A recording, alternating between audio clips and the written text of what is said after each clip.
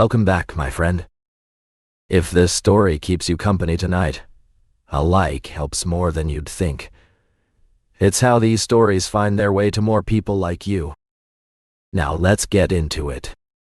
I want to start by telling you I didn't believe in any of this.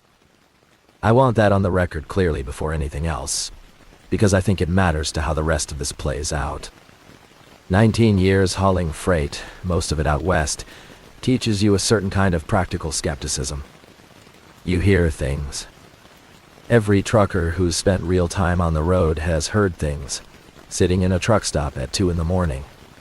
Other drivers trading stories over bad coffee the way people trade stories in any profession where you spend a lot of hours alone with alone. With and a lot of hours. Your own thoughts. Ghost stories about certain stretches of highway. Lights that follow you. Hitchhikers who climb into your cab and aren't there anymore when you look over. I'd heard all of it over the years, from a dozen different drivers about a dozen different roads, and I filed every last bit of it under the same category. Stories men tell themselves to make a boring, exhausting job feel like it has some mystery to it. Nothing more. I want you to hold on to that skepticism, because I had a lot of it. And I'm going to tell you exactly how much of it survived one night on Highway 50. I should tell you a little more about the job itself first, because I think it matters to understanding how a man who's driven the same routes for 19 years, who's about as far from superstitious as a person gets, ends up telling a story like this one. Long-haul driving is a job built almost entirely on routine. You learn a route the way you learn the layout of your own house.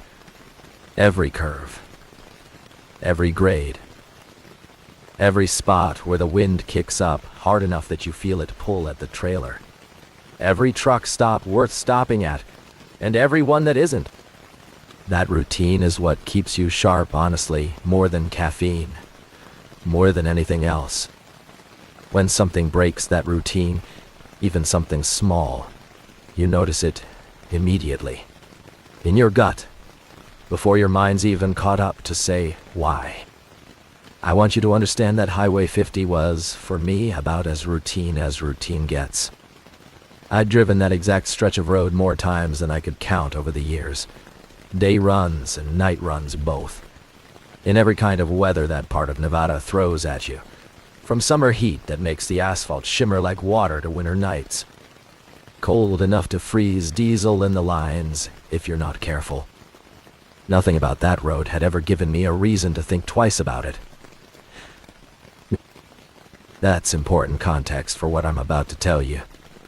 Because I don't think this story works if you don't understand how thoroughly unremarkable that stretch of highway had always been to me. Right up until it wasn't. For those of you who don't know the road, Highway 50 runs east to west through the middle of Nevada. And there's a long stretch of it, a couple 100 miles or more, that the highway department itself started calling the loneliest road in America.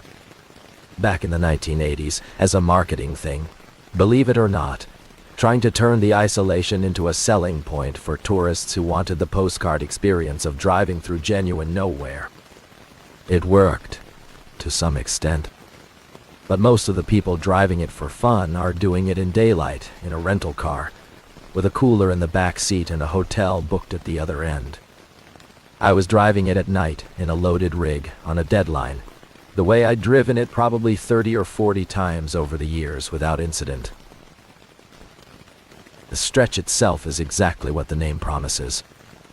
Basin and range country, one long valley after another, separated by mountain passes that climb a few thousand feet and drop back down just as fast. Towns spaced so far apart that you can go 70, 80 miles without passing another building. Another light, another sign of anybody at all, besides the occasional set of headlights coming the other direction. And even those are rare enough at night that you notice each one individually, track it in your mirror long after it's passed, just because there's so little else to look at. I love that drive, if I'm honest. Most drivers I know either love that kind of emptiness or hate it, no middle ground, and I was always in the first camp. There's something clean about it.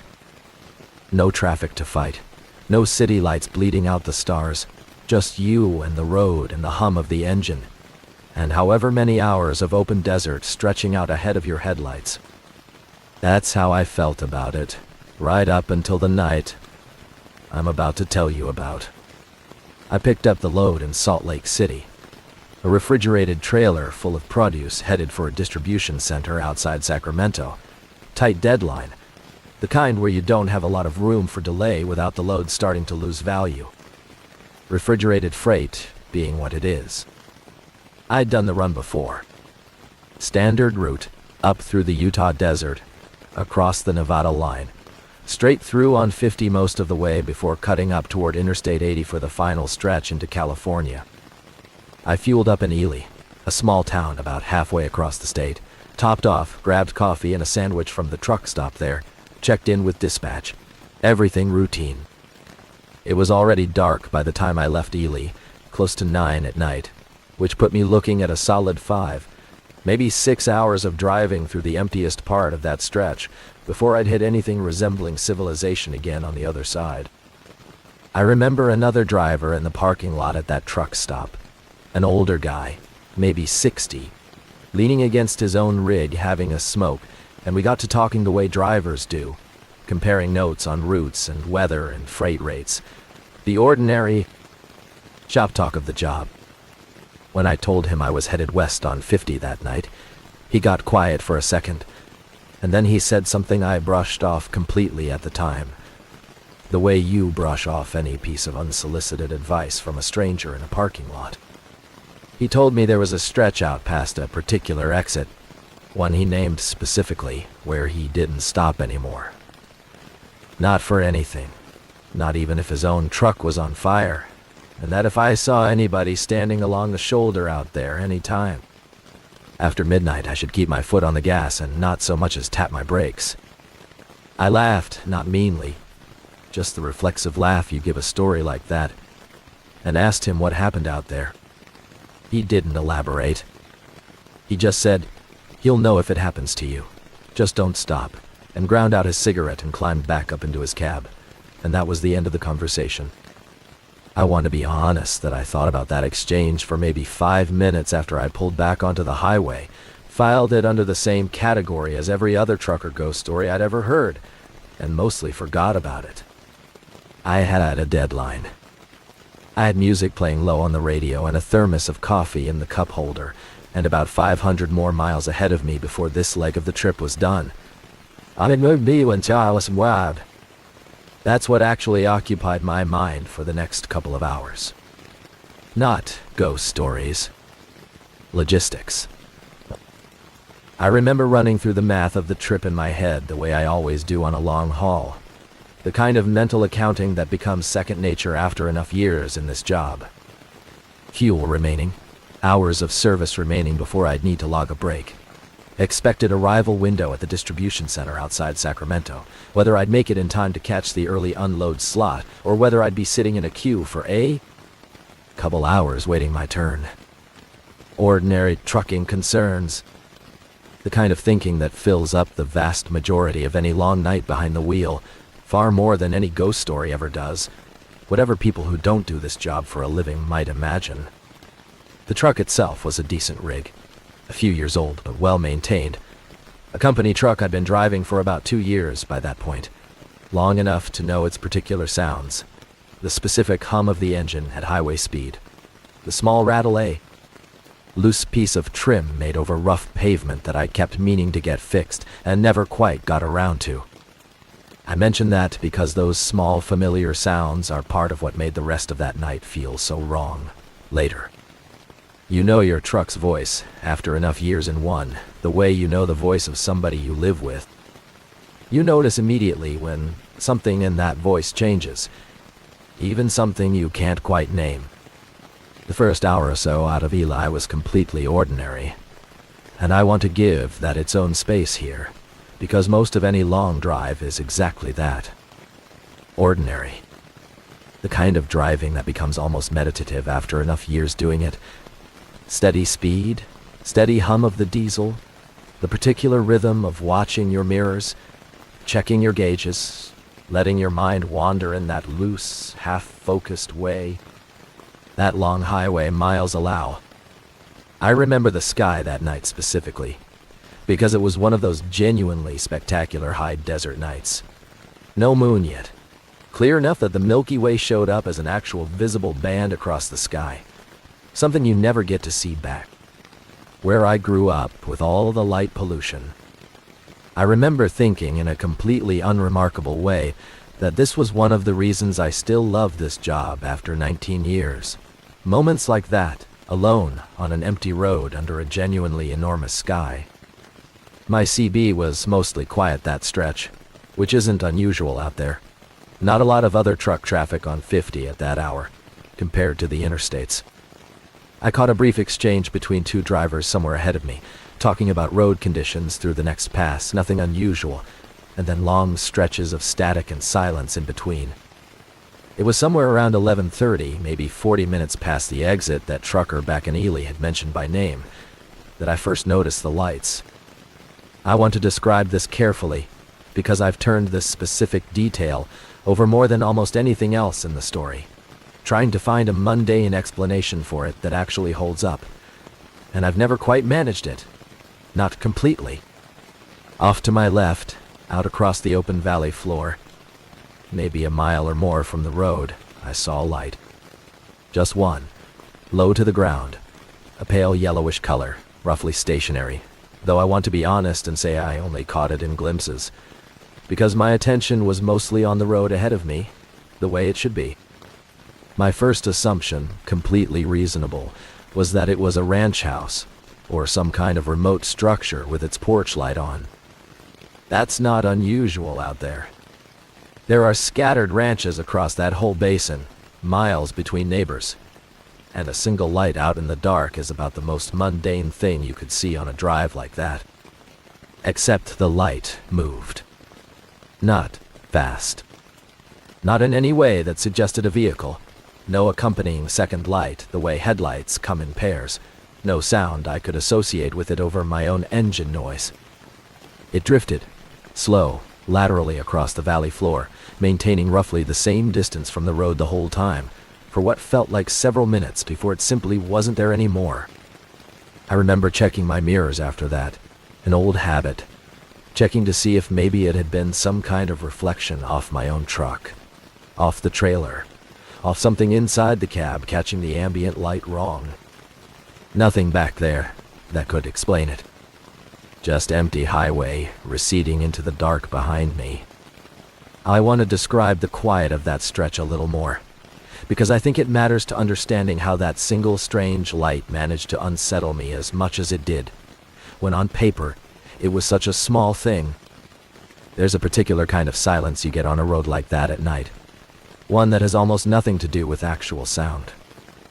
The engine's always running, always humming along at a steady pitch that becomes almost invisible to your ears after a few hours, the way any constant sound eventually does. But underneath that engine noise, there's an absence out there, a lack of anything else at all. No other traffic noise, no distant town noise, no wind through trees, because there aren't really any trees to speak of in that basin country. Just sage. And scattered rock and open ground running for miles in every direction until it meets a dark line of mountains against a slightly less dark sky. I've always found that kind of emptiness peaceful. On ordinary nights. That night, for the first time in 19 years of driving through country just like it, it started to feel like something else. Not peaceful.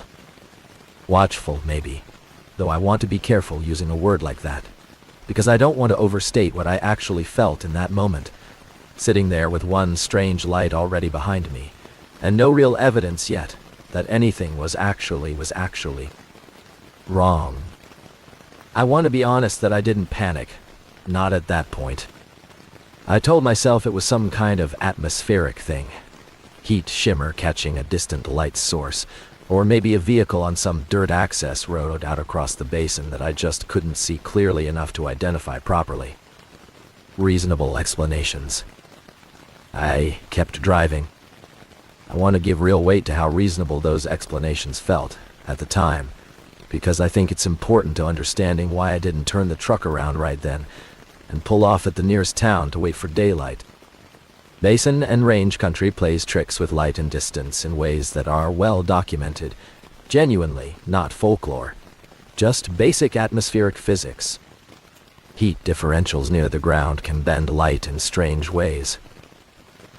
Distant vehicle lights seen at odd angles across open terrain can appear to move in ways that don't match how you'd expect a normal car to move, simply because your brain doesn't have good reference points for judging distance and speed across shot. Empty desert at night. I know all of that.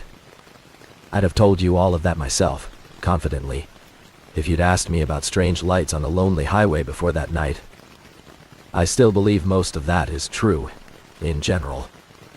I just don't think it explains everything I saw over the following hour. The second light appeared maybe 20 minutes later, this time off to my right. Same pale color, same slow lateral drift. And this time, I want to be honest, my reasonable explanations started feeling thinner than they had the first time. Two separate lights on two separate sides of the road, both behaving the same strange way, within 20 minutes of each other. On a stretch of highway, a stranger had specifically warned me about less than 2 hours earlier. I remember reaching for my CB, thinking about calling it in, just to hear another human voice, just to ask if anybody else out there that night was seeing anything similar. I keyed the mic and got nothing but a wall of static so complete it didn't even sound like normal radio static, more like something actively blocking the signal. A texture to it I'd never heard before and haven't heard since. Not on any radio, any frequency, before or after that night. I set the mic back down and kept driving, and I want to give you a stretch of quiet here, because that's honestly what the next 20 minutes or so were. Just driving. Just watching the road, watching my mirrors, watching, despite myself, the dark valley floor on either side of the highway for any further sign of those lights. Nothing. Just empty basin, stars overhead, the steady hum of the engine, my own breathing a little tighter than it should have been for a stretch of road I'd driven dozens of times before, without a second thought. I remember, during that stretch, deliberately trying to talk myself back into a normal frame of mind, the way you do when you feel yourself getting spun up over something that might turn out to be nothing. I turned the radio up a little, some late-night country station out of Reno that came in weak but clear enough, and I focused on the road, on my gauges, on the mile markers ticking past in my headlights, each one a small, reassuring proof that the world was still operating according to its usual rules. 62 miles to the next town. 58. 54. I remember counting them down like that deliberately, the way you'd count breaths to calm yourself. And for a little while, it worked. I started to feel almost normal again, almost willing to believe that whatever I'd seen had a mundane explanation I just hadn't landed on yet. It was somewhere in that stretch of quiet that I saw the figure standing on the shoulder. I want to describe this as precisely as I can, because I've told this part of the story exactly once before, to my wife, years ago, and I remember watching her face while I told it, trying to gauge how much of it she actually believed. And I've never much of it she actually believed. And I've never been fully sure of the answer, and I've never pushed her on it, because I understand exactly how it sounds. My headlights caught it from maybe a quarter mile out, a shape standing at the very edge of the shoulder, close enough to the white line that under any other circumstance, my first thought would have been concern for a stranded motorist, somebody who needed help, somebody I should absolutely stop for, the way you're taught, the way any decent person would want to. It had the shape of a man. I want to say that clearly, because that's genuinely what it looked like, at that distance, in that light. A man, standing still, facing the road, not waving, not signaling in any of the ways a genuinely stranded person signals for help. Wine? Just standing. Waiting.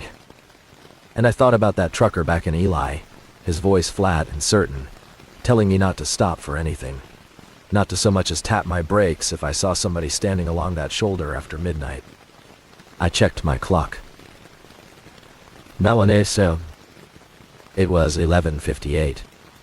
2 minutes before the hour he'd implicitly warned me about, if that detail meant anything at all, which I told myself.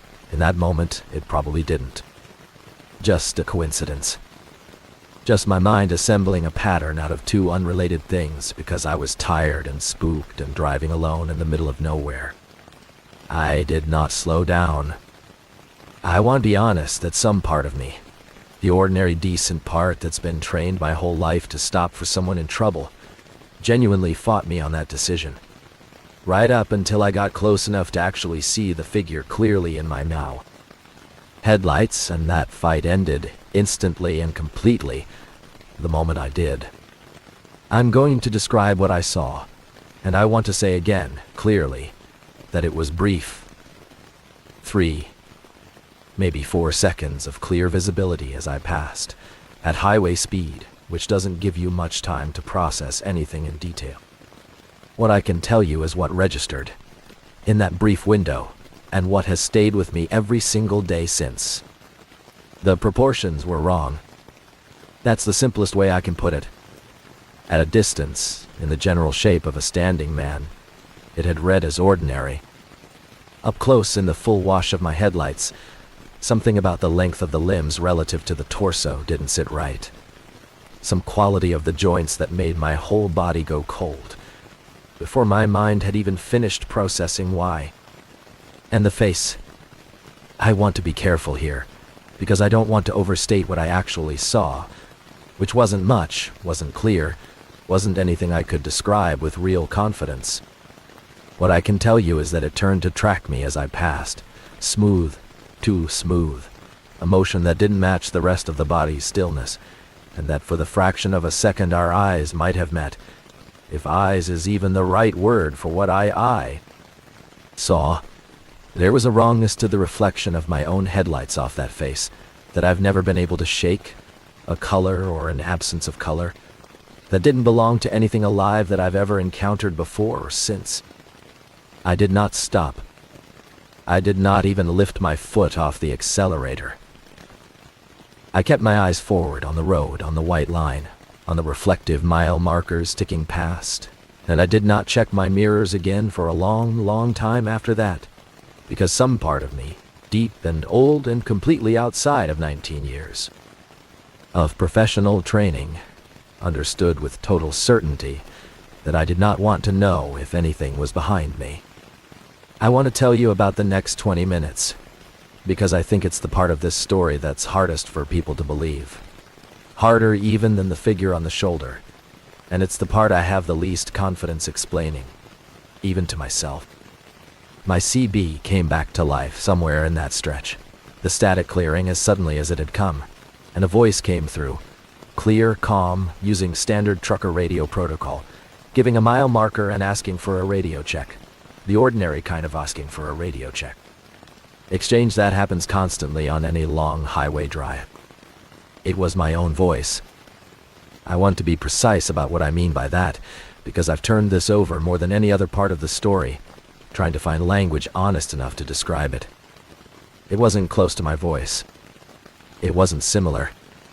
It was my voice, exactly. My particular cadence.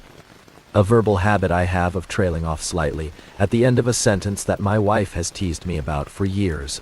All of it, coming through that radio, giving a mile marker that put whoever was speaking somewhere behind me on the same stretch of highway I'd just driven through. I did not respond. I sat there, both hands locked on the wheel, my own recorded-sounding voice hanging in the cab of my truck, asking, again for a radio check, patient, unhurried, the way you'd ask if you had all the time in the world and no doubt at all that. Eventually, somebody would answer. I turned the CB off entirely.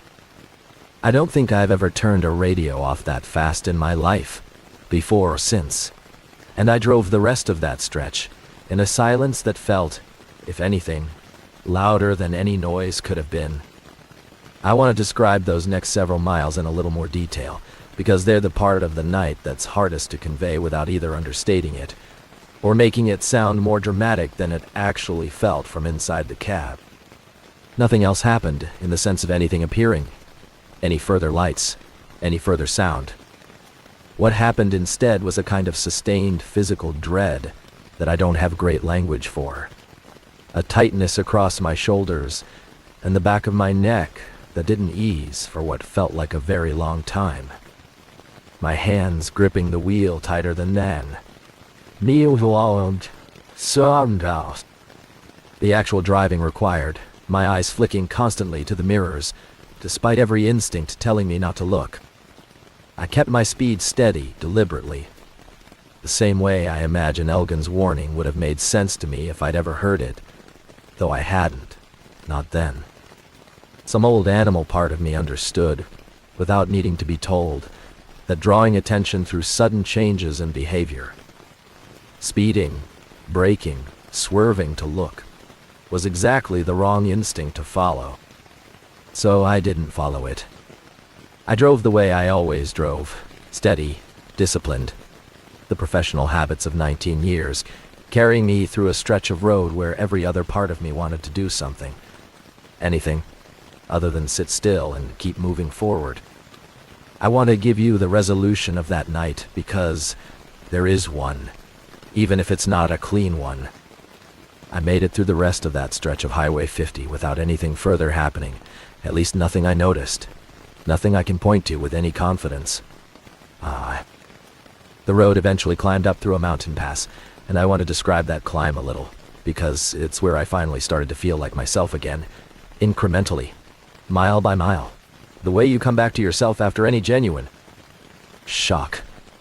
The grade on that pass runs steep enough that a loaded rig has to drop down through the gears, engine working hard, the whole cab filling with that particular strained, effortful sound a diesel makes climbing a real incline, a sound I've always found strangely comforting, honestly, because it's so thoroughly mechanical, so entirely explainable.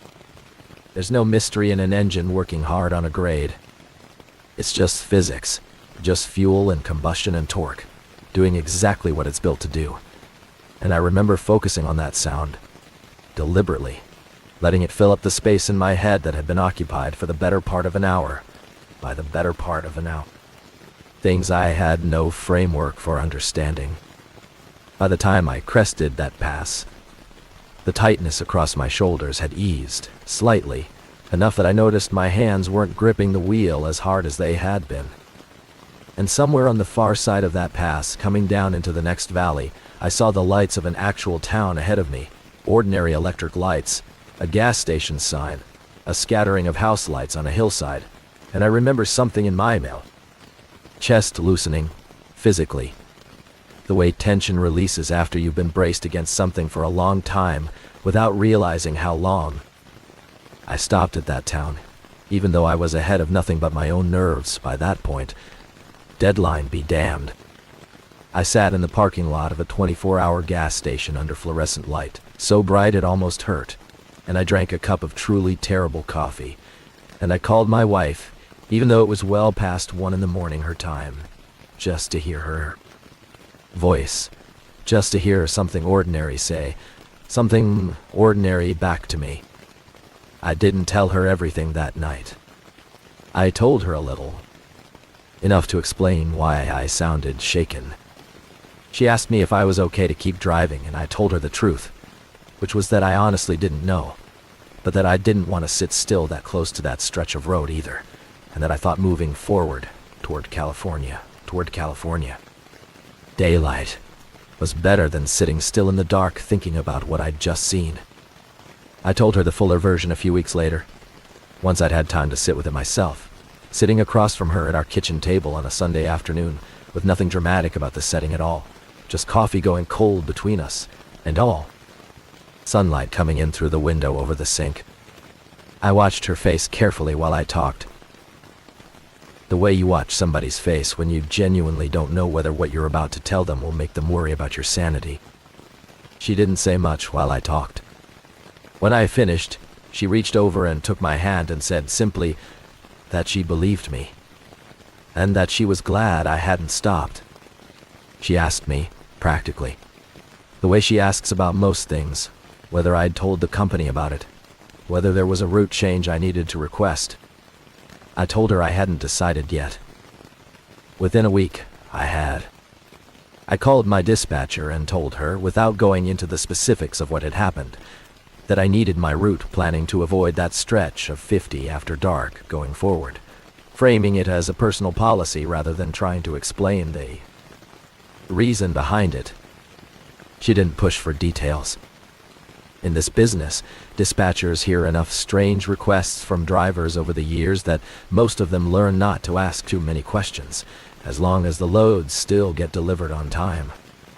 I finished the run. I delivered the load on time, barely, and I have never, not once in the years since, driven that particular stretch of Highway 50 after dark again. I want to tell you a little more about that stop at the gas station, because there's a detail from it I've never quite been able to set aside. While I sat there under those fluorescent lights, working up the nerve to finish my coffee and get back on the road, another truck pulled in, a driver I didn't recognize, hauling a flatbed loaded with construction materials. He came into the station for coffee of his own, and we got to talking briefly, the way drivers do at that hour, both of us clearly running on fumes. Both of us glad for 5 minutes of ordinary conversation with another human being. I didn't tell him what had happened to me. I want to be clear about that. But I did ask him, carefully, almost testing the water, whether he'd come from the east, whether he'd driven through the stretch of 50 I'd just come off of.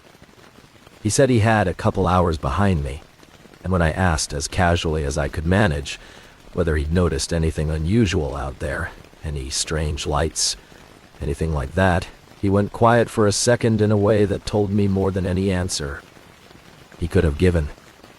He said, finally, that he'd driven that road plenty of times and never seen anything worth mentioning, and that I probably just needed some sleep. It was the kind of answer a person gives when they've decided, consciously or not, that they'd rather not open a particular door that night in a gas station with a stranger at 1 a.m. I understood completely. I might have given the exact same answer to somebody else a year earlier. I finished my coffee, and I got back on the road, and I didn't stop again until I'd put a couple hundred more miles between myself and that stretch of 50, well past the point where the deadline actually required me to keep pushing. I want to tell you what happened when I got back to Salt Lake City a few days later, because it matters to how this story ends, or doesn't end, depending on how you look at it. I went looking for that older driver, the one who'd warned me back in Ely, hoping to find him at one of the truck stops along my usual route, wanting, honestly, just to talk to somebody who might understand what I'd experienced without looking at me like I'd lost my mind. I asked around at a couple of different stops, described him as best I could, and eventually one of the dispatchers at a fuel depot I used regularly told me the man's name, a driver named Holt, and told me, matter of fact, that he'd retired a few months back, sold his rig, moved out somewhere near his daughter in Arizona, wasn't driving anymore at all. I never got in touch with him directly. I thought about it more than once over the following months, thought about tracking down a phone number, calling him up out of the blue to ask what exactly he knew about that stretch of road, what he'd seen out there himself to make him warning a total stranger the way he had. I never did it. Part of me, I think, didn't want confirmation. Part of me preferred keeping it in that gray area where I could still, on my better days, tell myself it had been exhaustion and stress and a stranger's story working on my imagination at exactly the wrong moment. There's a piece of this I haven't told anyone, not even my wife, and I've gone back and forth about whether to include it here. But I said I'd tell this story honestly, so I will. About a year after that night, purely out of curiosity, late one evening with nothing better to do, I searched online for any record of missing persons or unexplained accidents along that stretch of highway 50 over the preceding couple of decades. I want to be honest that what I found wasn't dramatic, wasn't the kind of thing you'd find in a story built for a campfire. It was just a handful of old local newspaper articles, mostly from small regional papers, about drivers who'd gone missing along that general stretch of road over the years. Vehicles found abandoned on the shoulder with no clear explanation, one or two cases where the driver was never located at all despite extensive searches. Nothing conclusive. Nothing that couldn't be explained by ordinary tragedy. A person walking off from a breakdown in bad judgment, succumbing to exposure in unforgiving terrain, the kind of story that happens, sadly, on remote highways all over the world without any need for an unusual explanation. I don't know what to do with that information even now. I've never decided whether finding it made me feel less alone in what I'd experienced, or more unsettled by it. Possibly both, in equal measure. I closed the browser that night and didn't go looking again. I don't entirely believe that explanation anymore if I ever did. But I've found it's easier to keep driving, easier to keep doing this job I've spent 19 years building a life around, if I leave a little room for doubt. I think that's true of a lot of things in life, honestly. Certainty isn't always a kindness. I still drive Highway 50 when a route calls for it, but only ever in daylight now. And I plan every single trip through that state to make sure of it, even if it means burning an extra day, even if it means eating the cost of a hotel I wouldn't otherwise need. My dispatchers stopped asking why mostly, after I made it clear a few years back that it wasn't a negotiable part of how I plan a route anymore. A couple of the younger drivers at my company have heard some version of the story from other guys and asked me about it directly, and I tell them close to what I've told you, though usually shorter, usually with a little more distance in my voice than I'm able to manage tonight.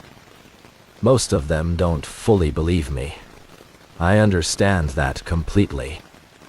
I wouldn't have believed it either, 19 years ago, sitting in a parking lot in Ellie, laughing off an old man's warning about a road I'd driven dozens of times without a single problem.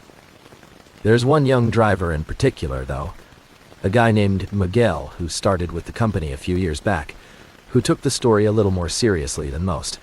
Mostly, I think, because his uncle drives out of a Reno-based outfit and had apparently mentioned something similar about that same stretch of road years earlier, a story Miguel had also dismissed as nothing until he heard my version and started putting the pieces together. He asked me a lot of careful questions, the kind that told me he wasn't trying to poke holes in the story for sport. He was actually trying to understand it. I appreciated that more than I let on at the time. It's a strange kind of relief, being believed, even partially, by someone who has no particular reason to extend you that courtesy. I told him what I'd tell anyone in this business who spends real time on lonely roads at night. If a stretch of highway earns a reputation among the people who actually drive it for a living, people who aren't prone to exaggeration, who have every professional incentive to stick to the most direct, cost-effective route regardless of comfort, that reputation is worth taking seriously, whatever you personally believe about the reasons behind it. I didn't used to think that way. I do now. I still think about that light drifting slow and low across the valley floor sometimes, on drives that have nothing to do with that stretch of road at all. Ordinary drives, daylight drives, nothing threatening about them in the slightest. It comes back to me at strange moments, filling up at a gas station, waiting at a scale house, lying in a motel bed somewhere hundreds of miles from Nevada. I don't know what to do with those moments except let them pass, the way you let any old unresolved thing pass, quietly, without expecting it to ever fully resolve into an answer. If you've ever driven those empty highways at night, the real empty ones, the kind where you can go an hour without another set of headlights passing you going the other way, I think you already know some version of the feeling I'm describing. You don't need me to explain it further. That was Rich's story, in his own words. He's still driving freight today, 19 years and counting, though he told us his routes have gotten a little more particular over time about which roads he'll take after dark, and which ones he won't, no matter what the load is worth. The next story comes from a wildlife biologist who spent 15 years studying black bears in a remote stretch of national forest, and who told us that one particular research season changed the way she thinks about everything she thought she understood about the animals she devoted her career to. Here's her story, in her own words. This next story comes from a wildlife biologist who spent 15 years studying black bear movement patterns in the backcountry of the North Cascades, much of it solo field work, weeks at a time, deep in drainages most hikers never see. She agreed to talk to us on the condition that we not use her real name or the exact location of the research site, because the images she's about to describe were never published, and she'd like to keep it that way. We're calling her Elena. Here's her story, in her own words. I want to start with a photograph, because that's where this story actually starts for me, even though the events behind it stretch back over most of a research season. I still have that photograph. I've looked at it more times than I could count over the years, always telling myself I'm going to finally make a determination about what's in it, and always ending up exactly where I started, which is nowhere. It's a trail camera image, black and white, infrared flash, time-stamped at 2:14 in the morning, taken by a camera I'd mounted on a mature Douglas fir along a game corridor deep in a drainage I'm not going to name specifically, for reasons that will make sense by the end of this. The frame shows the game trail, a little underbrush, the dark shapes of ferns catching the flash at the bottom of the image. And near the center of the frame, mid-stride, is a shape. I've shown that photograph to exactly 4 people in my career. 3 of them told me, without much hesitation, that it was almost certainly a black bear standing or moving in an unusual posture, motion blurred by the long exposure typical of that camera model in low light. I want to tell you honestly that I agree that's the most likely explanation. I want to tell you that first, before anything else, because I think it matters, and because I've spent a long time being careful not to overstate what I actually have evidence for. I also want to tell you that the 4th person I showed it to, a longtime colleague and close friend who has more field experience with black bears than almost anyone I know, looked at it for a long time, set it down, and asked me, quietly whether I'd stopped working that drainage yet. I had. By then, I already had. I wanted to sit with that photograph a little longer before I take you through the rest of the season, because I think it's worth understanding just how much professional weight I put behind the word almost. In my field, we're trained relentlessly against overinterpretation. Every graduate student learns, early and often, about the long history of cryptid folklore, intersecting with legitimate wildlife biology in ways that have occasionally embarrassed serious researchers. Blurry photographs, ambiguous tracks, eyewitness accounts shaped more by expectation than observation. I built my entire career being the person in the room who pushed back against that kind of thinking, the one who asked for the boring, rigorous explanation first, every time without exception. That's part of why this story has been so hard for me to tell, even now, years later, even to you. With my name changed and the location withheld, it's not that I'm afraid of being laughed at exactly. It's that telling this story at all feels like betraying a version of myself I spent 15 years building, carefully, one rigorous skeptical conclusion at a time. I should back up and tell you how I ended up doing this kind of work in the first place, because I think it matters to understanding how strange the rest of this story would have needed to be, to actually shake someone who'd built an entire career on rigorous, skeptical, evidence-based observation. I'd been studying black bear ecology for the better part of 15 years by that point, most of it in the Pacific Northwest, focused specifically on movement corridors, the routes bears use to travel between feeding grounds, denning sites, and seasonal ranges. It's meticulous work, mostly solitary, mostly slow. You spend a lot of time setting and checking camera traps, collecting scat samples, occasionally darting and collaring an individual bear for GPS tracking data, and an enormous amount of time simply walking transects through difficult terrain. Cataloging sign, building up a picture of animal behavior one small data point at a time. I love that work with my whole heart. I want that understood clearly, because I think it's easy, hearing a story like this one, to assume the person telling it came into the field already primed to see something uncanny in the woods. I wasn't. If anything, I came into it primed the opposite direction, trained rigorously to distrust anecdote, to demand reproducible evidence, to treat every unusual observation as, first and foremost, a puzzle with a mundane solution waiting to be found if I just looked carefully enough. That training served me well for 14 years. The 15th year is the one I'm telling you about now. I want to describe a typical field season before I get into what made that one different, because I think the contrast matters. A normal season for me ran from late spring through early fall, weeks spent hiking into remote sections of the study area, establishing or servicing camera networks, collecting scat and hair samples for genetic analysis, occasionally assisting with the capture and collaring of individual bears for movement tracking. It's physically demanding work. Steep terrain, heavy packs, long days, weather that turns without much warning at higher elevations. But it's also work with a very steady, comforting rhythm to it. The kind of rhythm that becomes almost meditative after enough years.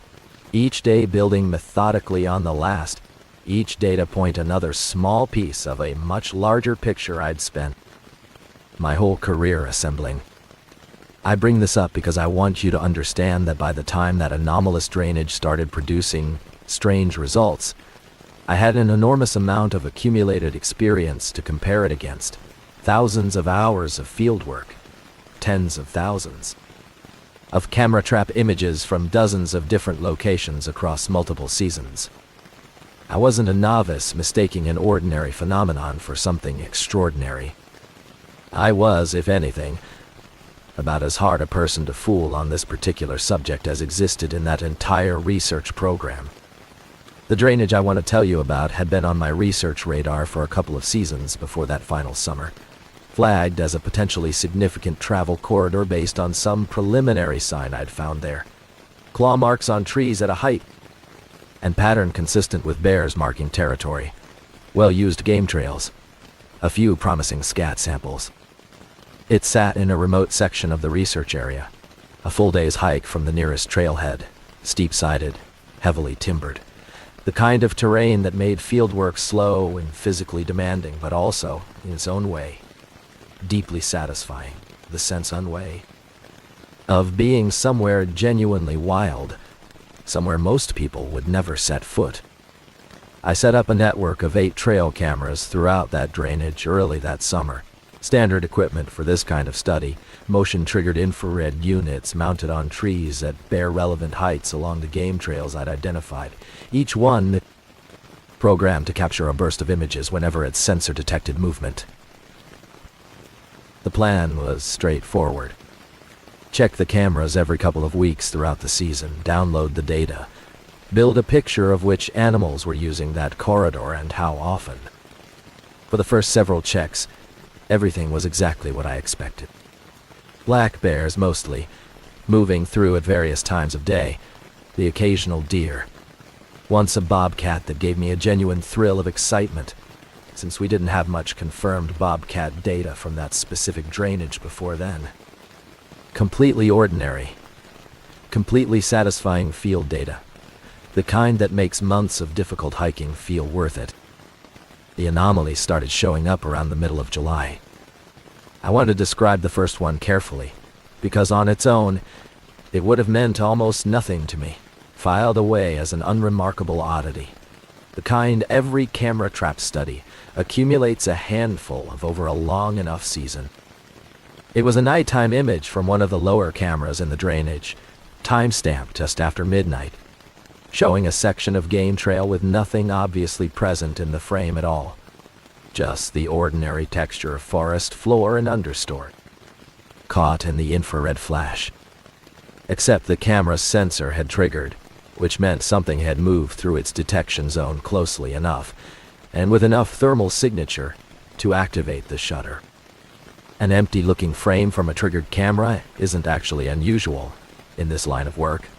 Sometimes an animal moves through fast enough, or at an angle shallow enough that it's mostly out of frame by the time the shutter fires, especially with a slight delay between trigger and capture, which every camera model has to some degree. I didn't think much of it, cataloging that image alongside the dozens of ordinary bare photos from that same check. It was only a few images later in the same sequence, from the same trigger event, that something caught my attention. At the very edge of the frame, mostly cut off, was a shape I initially read as a tree trunk, an unremarkable vertical line partially obscured by ferns. Looking more closely, back at my research station days later with the images pulled up on a proper monitor rather than the small camera screen I'd glanced at in the field, I noticed that shape wasn't in any of the daytime reference images I had of that same section of trail. There was no tree there. Whatever had partially triggered that frame had been standing, or passing through, at a height and position that put it well above where a bear on all fours would register. And the visible portion suggested something narrower, more vertical, than a bear's typical silhouette even reared up on its hind legs. I want to be honest that my first, second, and third explanations for that image were all mundane. Camera placement error on my part, meaning I'd misjudged the reference frame. A bear standing fully upright, which they do, briefly, when investigating a scent or sound, producing a silhouette that can look surprisingly narrow and vertical for a species. People don't usually picture standing that way. A processing artifact from the camera's own low-light image compression, which can occasionally produce strange partial shapes at frame edges under certain conditions. I logged it as inconclusive and moved on. That's genuinely, professionally, the correct thing to do with a single ambiguous data point. And I want you to understand that I wasn't spooked by it. Not yet. Not close. Over the following weeks, that drainage produced more of these ambiguous images, scattered across several of the 8 cameras, never frequent, never more than a handful per check cycle, but consistent enough, across enough different camera locations, that the pattern started to feel less easily dismissed as isolated error. I want to give you a sense of what that pattern actually was because I think it matters more than any single image. Across roughly a dozen anomalous captures over about 6 weeks, spread across 5 of my 8 camera locations in that drainage, there was a recurring set of characteristics. A tall, narrow, generally upright shape, always at the edge of frame or partially obscured, always at night, always associated with camera triggers that produced otherwise empty-looking sequences, as though whatever was moving through was doing so at the very margin of each camera's detection range, consistently, across multiple independent devices in a way that started to feel, to me, less like coincidence and more like avoidance. That word, avoidance, is doing a lot of work in that sentence, and I want to explain what I mean by it, because it's the piece of this that eventually moved me from professional curiosity into something closer to genuine unease. Wild animals learn camera trap locations. This is well documented in the literature. Over time, especially with intelligent, cautious species, individual animals can learn to recognize the devices and either avoid them entirely or approach them in ways that minimize a clean capture. Particularly animals that have had a negative experience associated with the flash or the small mechanical sound some units make when triggering. It's a known confound in this kind of research, and any experienced field biologist builds an awareness of it into how they interpret their data. What I was looking at, across that drainage, over that 6-week stretch, looked like exactly that kind of learned avoidance behavior. Consistent, deliberate seeming positioning at the edge of each camera's field. Repeated across multiple devices, this creature had, as far as I knew, never been captured clearly enough for me to identify what species I was even dealing with. That inconsistency, an animal apparently learning to avoid clean capture by cameras it had never been clearly photographed by in the first place, was the detail that started keeping me up at night, turning the data over in my head long after I should have been asleep. I spent several evenings that summer building out a spreadsheet, methodically, the way I approach any anomalous dataset, plotting the timestamp and camera location of every anomalous capture against the known positions of my other camera units, trying to determine whether there was any pattern to the sequence, any indication of a single individual moving progressively through the drainage from one device to the next over the course of a night. What I found unsettled me more than I expected it to. On 4 separate occasions, 2 different cameras, positioned roughly 600 meters apart across genuinely difficult terrain, both logged an anomalous trigger within the same 20-minute window. Covering that distance, through the terrain I knew that drainage to have, in that amount of time, would have required a pace that no black bear, and very few animals of any kind in that ecosystem, could plausibly sustain. I ran that calculation 3 separate times on 3 separate evenings, hoping each time to find an error in my own math. I never did. I want to introduce you to my research colleague at this point, a biologist named Dr. Priya Anand, who I had worked alongside for years by that point, and considered one of the sharpest, most rigorous scientists I knew. I sent her a batch of the anomalous images partway through that summer, framing it, honestly, as a request for a second set of eyes on some ambiguous data, the kind of collegial consultation that happens constantly in this field. Her initial response was almost entirely what I expected, and largely what I'd already concluded myself. She thought the most probable explanation was a black bear, likely a specific individual we'd already collared that season, given a slight size correlation between the visible shape and that bear's known measurements, exhibiting unusually frequent bipedal investigation behavior, possibly related to some seasonal food source or scent marking activity in that particular drainage. She suggested I cross-reference the timestamp data against that bear's GPS collar logs to see if the location and timing lined up. I did exactly that over the following days, and I want to tell you honestly that the correlation was poor. Not absent entirely. There was some overlap in general time frame, but the specific timestamps of the anomalous camera triggers did not consistently align with that bear's collar-logged position in that drainage. On several occasions, the collar data placed that bear more than a mile away, in a completely different section of the study area, at the exact time one of my cameras had captured an anomalous nighttime trigger. I sent that finding back to Priya, and I remember her response taking longer than her usual quick turnaround, long enough that I noticed it. When she finally wrote back, she suggested, reasonably, that the collar data itself could have gaps or errors. GPS units in dense timber are known to have periodic signal loss, and that this was still by far the more likely explanation than anything else. I agreed with her in that response.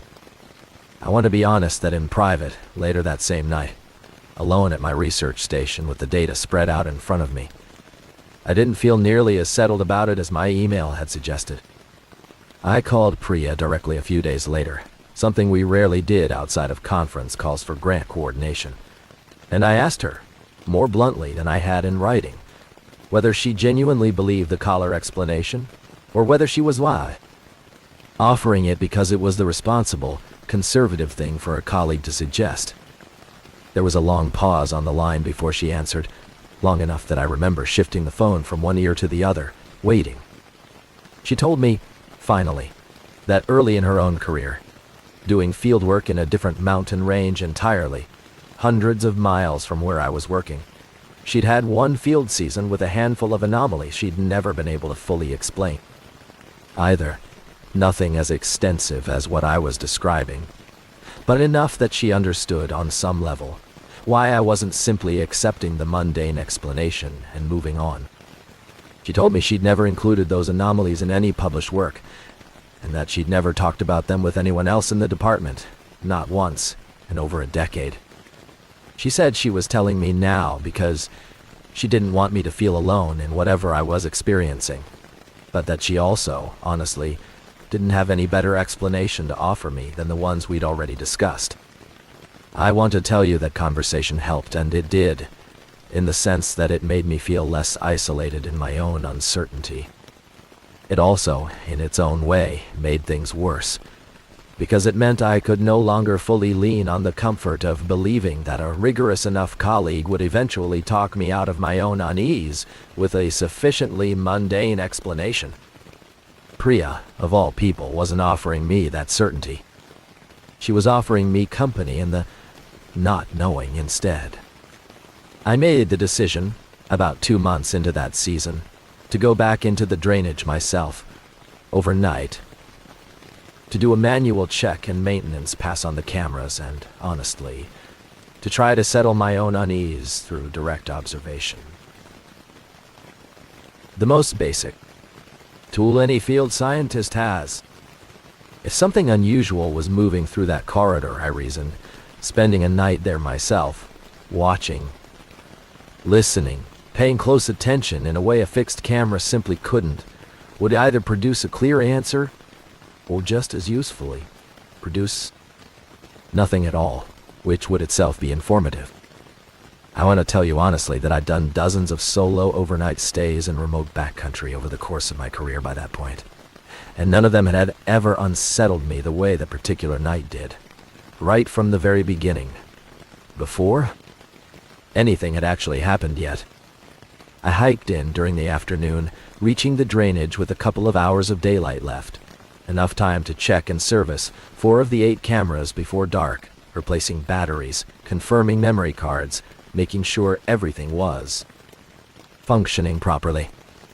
That work was completely ordinary, methodical, the kind of task I could do almost without thinking after so many years. I set up a small camp near the center of the drainage, close enough to my remaining cameras that I'd be positioned to check them again at first light. I want to give you a stretch of quiet here, because for the first several hours after dark, that's genuinely what it was. I made dinner on my small camp stove, read for a while by headlamp, listened to the ordinary night sounds of that forest, owls calling at a distance, the occasional rustle of smaller animals in the underbrush, wind moving through the canopy far. Overhead. Nothing unusual. Nothing that gave me any reason yet to think that night would be different from any of the dozens like it I'd spent in similar terrain over the years. I remember specifically journaling for a while by headlamp before settling in, a habit I've kept up for most of my career, cataloging the day's work in a small, waterproof notebook I've carried on nearly every field season since graduate school.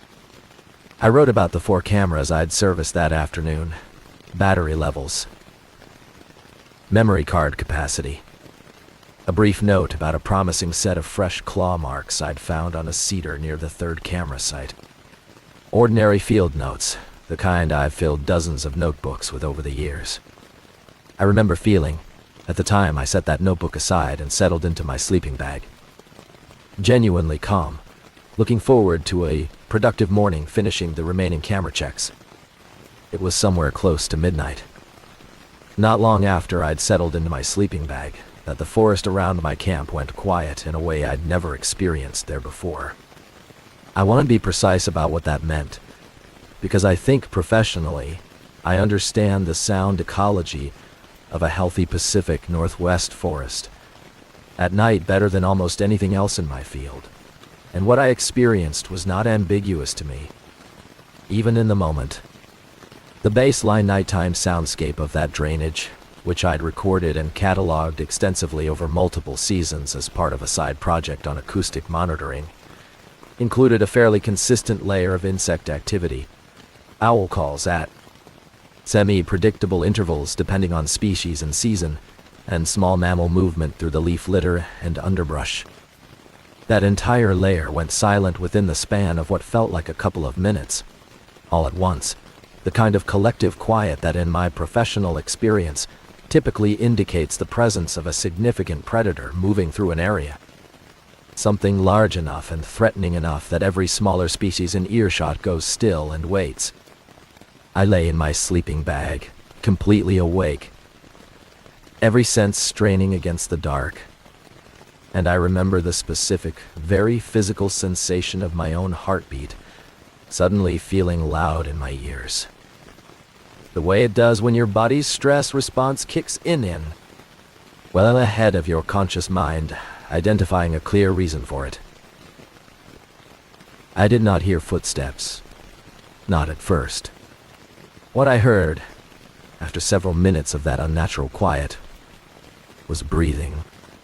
Slow, deep, audibly larger than anything I associated with the black bears I'd spent 15 years studying, coming from somewhere close to my camp, close enough that I could have sworn, in that moment, I could feel a faint warmth of exhaled breath reach me on the night air, though I want to be honest that this detail, more than any other in the story, might be something my mind supplied under extreme stress rather than something I can stand behind as a confirmed sensory observation.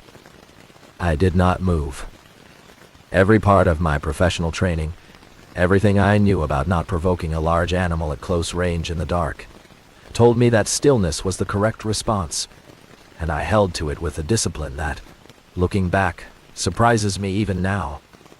The breathing continued, slow and even, for what felt like a very long time, though I genuinely don't know how many actual minutes passed, my sense of time having narrowed down to almost nothing beyond the next breath, the next held second of silence. At some point during that stretch, I became aware of movement, not toward my tent, but around it, a slow, deliberate circling that I could track by the faint, careful sound of weight shifting across the forest floor, sound so quiet and controlled that it seemed almost deliberately restrained, as though whatever was out there understood exactly how to move through that terrain without disturbing it. I want to tell you about the moment that changed everything for me, the moment that I've never been able to explain away with any of the mundane possibilities I've spent years trying to apply to it. At one point during that circling, close to the head end of my tent, I heard a sound that I can only describe as an attempt at vocalization, low and rough, that carried within it something I recognized immediately. With a jolt of horror, I stilled of horror. I still remember with total clarity. It was shaped, unmistakably, like the beginning syllable of my own name. Not my full name. Just the beginning of it, drawn out, imperfect, like something working very hard to produce a sound its anatomy wasn't built for, testing the shape of it the way you test an unfamiliar word in a foreign language. I did not respond. I did not move. I lay there, rigid, staring up at the dark fabric of my tent ceiling, focusing every ounce of discipline I had on controlling my breathing, keeping it slow and even, giving nothing away. I want to tell you what was going through my mind during that stretch because I think it says something about how deeply professional training runs, even under genuine terror. Some part of my brain, even in that moment, was cataloging the way it had been trained to for 15 years, noting the apparent size of whatever was circling based on the sound of its movement, noting the spacing and rhythm of its steps, comparing all of it uselessly against every species profile I carried in my head, and finding no match. That cataloging didn't make me feel safer. If anything, it sharpened the fear into something more precise, because it confirmed, methodically, piece by piece, that I genuinely did not have a framework for what was outside my tent. The sound came once more, a little clearer the second time, and then, gradually, over the following several minutes, the sense of movement around my tent faded, the careful footfalls growing more distant, until eventually, sometime before the sky began to lighten. The ordinary insect noise of the forest returned, first tentatively, then in full, as though the whole drainage had collectively exhaled. I did not sleep again that night. I lay there, fully clothed inside my sleeping bag, headlamp gripped in one hand, though I never turned it on, listening to the forest slowly return to its normal rhythms around me, until the first gray light finally began filtering through the canopy overhead, and I allowed myself, for the first time in hours, to sit up. At first light, I did something I'd never done before in 15 years of field work. I broke camp without checking the remaining cameras, packed up as quickly as I could manage with hands that hadn't fully stopped shaking, and hiked out of that drainage at a pace considerably faster than the terrain really allowed, arriving back at a parental lane. The trail had hours ahead of my planned schedule, badly dehydrated, my legs shaking with the kind of exhaustion that comes as much from sustained fear as from physical exertion. I want to tell you what I found days later when I finally returned with an assistant to retrieve the remaining camera equipment from that drainage, because it's the piece of this story that I have the least confidence explaining, and the piece that finally, fully, changed how I approached that research site for good. 2 of the 4 cameras I hadn't checked that first night had been moved.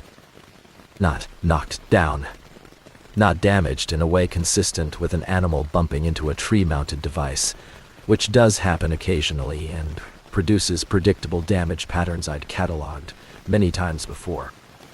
These had been carefully repositioned, angled downward toward the ground directly beneath the mounting tree, in a way that would have required deliberate manual adjustment of the mounting strap, a task requiring hands, or something functionally equivalent to hands, and a level of intentionality that no animal behavior I'm aware of, in 15 years of professional study, could account for. The memory cards in both of those cameras were blank, not corrupted, not showing evidence of malfunction. Simply, entirely blank, with no image files at all, despite battery levels that confirmed both units had continued operating normally throughout the period in question. I want to describe the walk back out of that drainage with my assistant, a graduate student named Marcus who had no idea, at that point, about anything I'd experienced during my solo night there, since I hadn't yet told anyone the full story.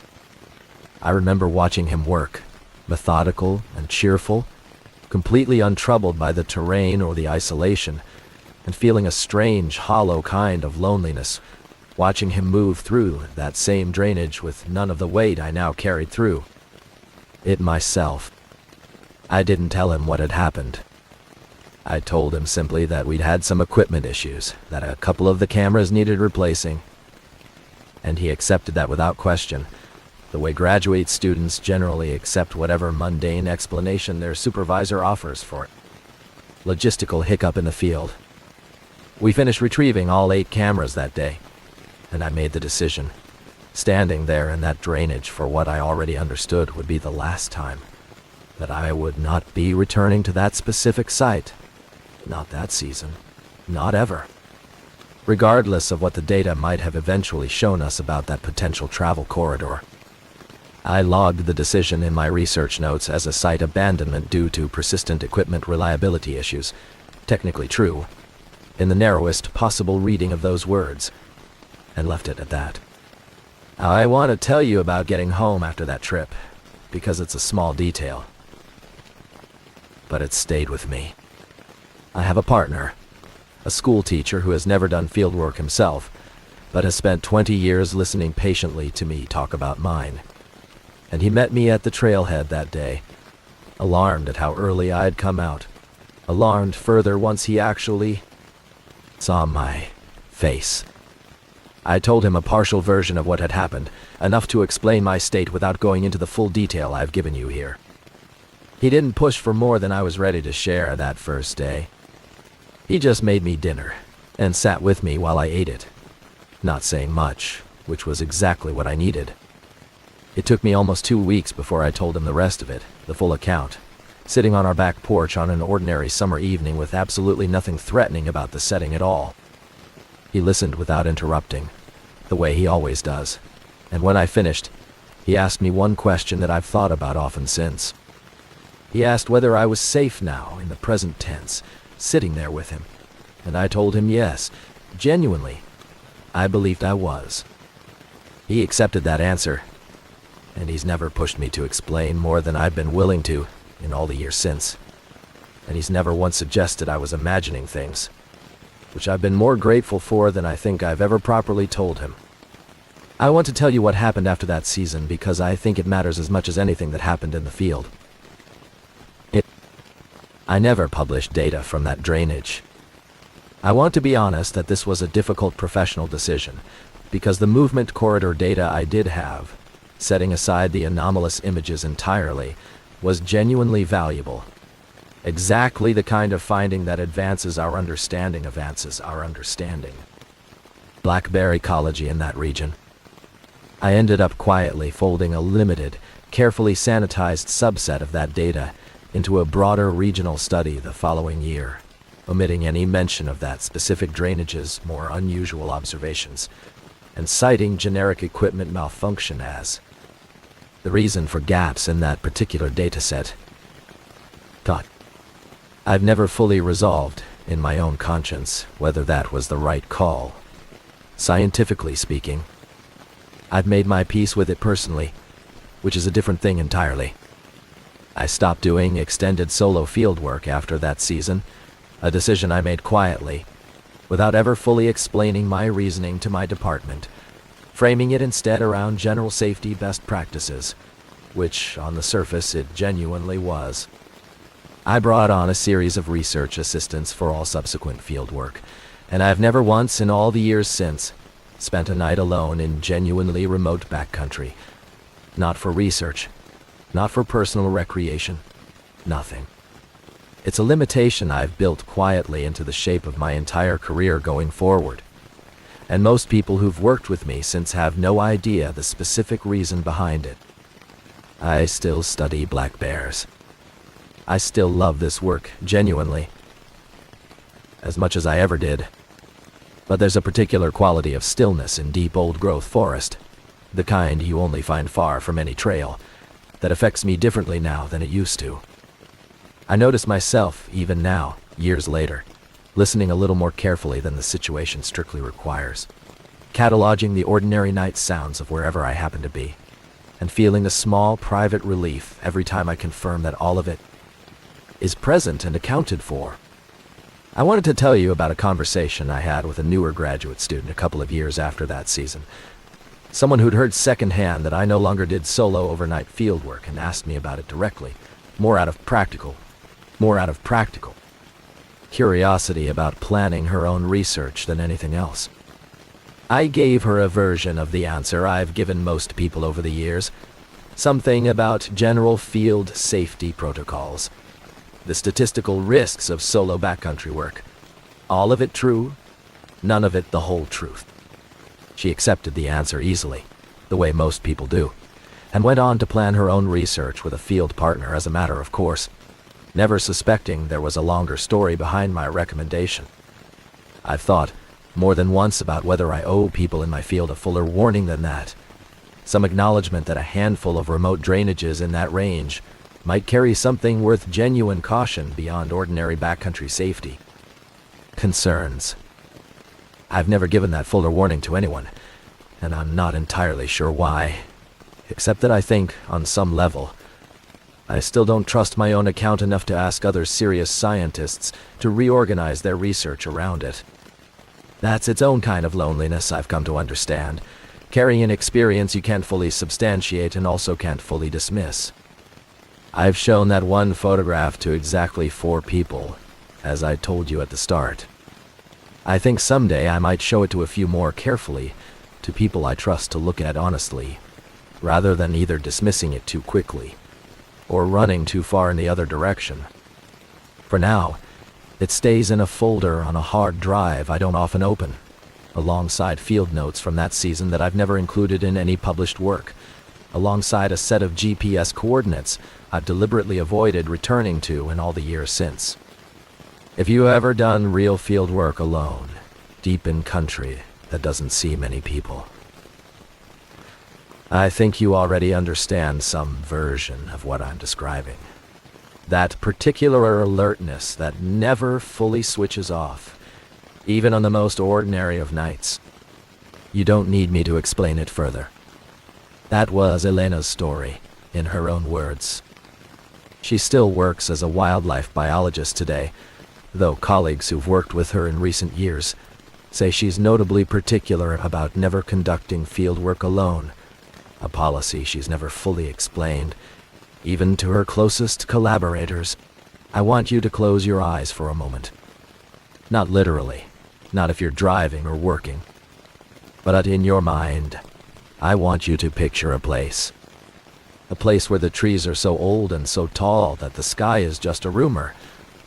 A patchwork of gray light filtering through a canopy that hasn't been disturbed in centuries. The air is cool and wet against your skin, heavy with the smell of damp earth and rotting leaves, and the sweet, sharp tang of pine resin. The ground beneath your feet is soft, a thick mattress of moss that has been growing, undisturbed, for 1,000 years. Every step you take is silent, swallowed. The forest doesn't just hear you, it listens. That feeling, that quiet weight on your chest, that prickling awareness on the back of your neck, that is the Appalachian wilderness. And tonight, we're going deep into it. The Appalachian Mountains are some of the oldest on Earth.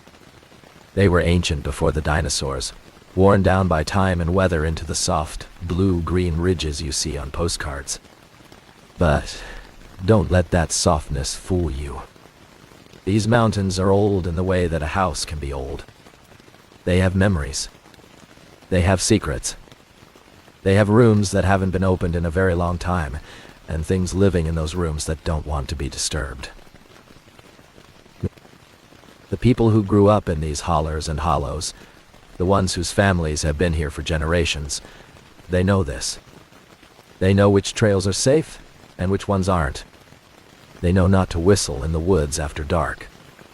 They know not to answer when they hear their name called from the deep thicket, no matter how familiar the voice might sound, because something else might be wearing that voice. Something that's been waiting, patient and hungry, for someone to answer. Tonight, you're going to hear 6 stories from the men and women who work these remote places. A park ranger who spent 23 years in the Great Smoky Mountains and found something in a backcountry hollow that wasn't on any map. A wildlife biologist whose trail cameras captured images of something that walked like a man but wasn't one.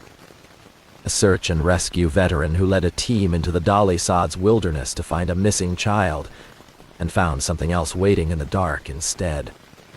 A long-haul truck driver who's been driving the same winding route through West Virginia for 18 years and has learned that not every hitchhiker on a lonely road is human.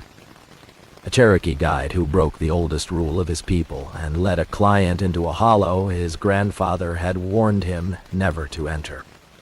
And a logger from the George Washington National Forest who arrived at the work site one morning to find the machinery destroyed and one of his crew gone, vanished without a trace. These are not campfire stories. These are not urban legends. These are the accounts of real people who walked into the wilderness and came back changed, or didn't come back at all. They are drawn from real files, real encounters, the kind that get buried in the back of a cabinet with a stamp that says unexplained or inconclusive. The authorities don't want you to hear these stories, but the people who live them, they need to tell them. Because the truth, even when it's terrifying, is better than the silence.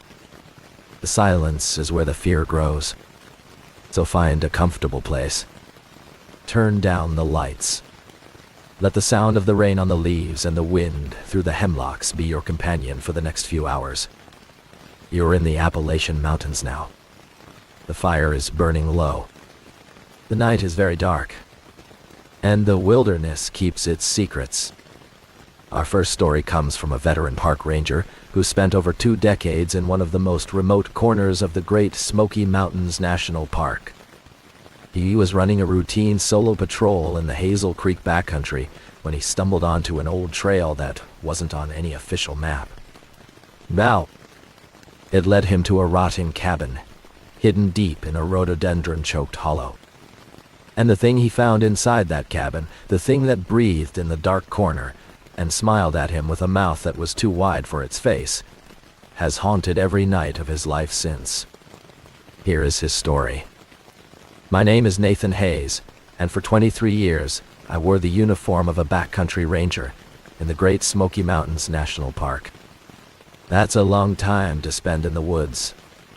Long enough to watch saplings grow into trees, to memorize the sound of every creek and the shape of every ridge in my district. Long enough to learn that the forest is not a postcard. It's not a peaceful sanctuary or a backdrop for family vacations. It's a living thing, old and patient and utterly indifferent to whether you live or die within it. And it keeps secrets. Dark, buried secrets that most people never see. But I did. 12 years ago, in a remote drainage off Hazel Creek, I found something that the Park Service had no record of. Something that had been waiting in the dark for a very long time. And the things I saw in that place have never let me go. I started with the Park Service right out of college. I had a forestry degree from the University of Tennessee and a head full of idealism. I wanted to protect the wilderness, to educate visitors, to spend my life in the cathedral of these ancient mountains. The Smokies felt like home to me. They still do, in spite of everything.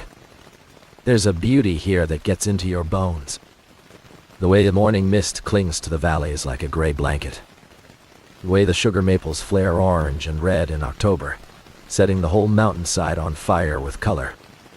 The sound of a cold trout stream running over smooth stones, a sound so clean and pure it feels like it's washing something out of your soul. They assigned me to the Hazel Creek area on the North Carolina side of the park. It's one of the most remote sections of the Smokies. No roads. No campgrounds with running water. No cell towers. You get there by boat across Fontana Lake, or you walk for days through some of the steepest, thickest terrain in the eastern United States. It was exactly where I wanted to be. The backcountry. The real backcountry, where you can go weeks without seeing another human face. Just you, your pack, and the quiet. That quiet is something you have to learn. It's not just the absence of noise. It's a presence, a weight. In the deep woods, on a still day with no wind, the silence can be so complete that you hear your own heartbeat. You hear the blood moving in your ears. And after a while, you start to hear other things. Things that don't belong. Things that you tell yourself are just the forest settling. Just an animal moving through the undergrowth. Just your imagination. But out there, in the oldest and deepest parts of these mountains, your imagination isn't always the only thing at work. The old-timers, the people whose families lived in these mountains before the park was established, they knew this. They had their own names for things, their own rules. Rules that got passed down through generations, whispered from grandmother to grandchild on cold winter nights. Don't whistle after dark. Don't follow the lights you see in the deep hollows. And if you hear someone calling your name from the woods, no matter how lost or scared or familiar that voice sounds, you do not answer. Because something else might be wearing that voice. Something that's been waiting for you to invite it closer. I heard those stories when I first started. I smiled and nodded, the way you do when an old person is sharing their folklore. I was a man of science, of facts, of GPS coordinates and official reports.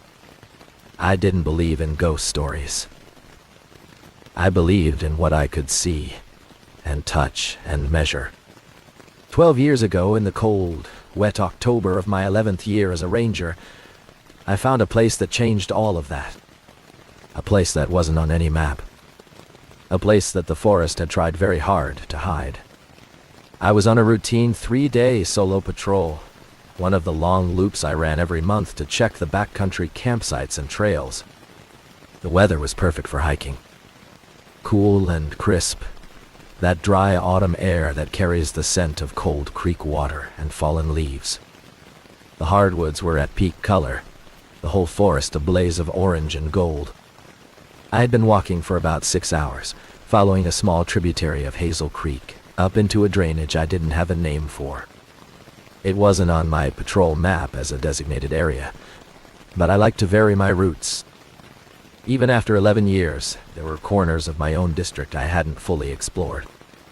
That particular drainage was narrow and steep, a deep V-shaped hollow choked with old-growth hemlock and a dense understory of rhododendron. The creek at the bottom was barely a trickle, just a thin ribbon of cold, clear water running over moss-covered rocks. The air down there was still and heavy, thick with the smell of damp earth and decaying logs. And it was quiet. Quieter than it should have been. No birds. No squirrel chatter.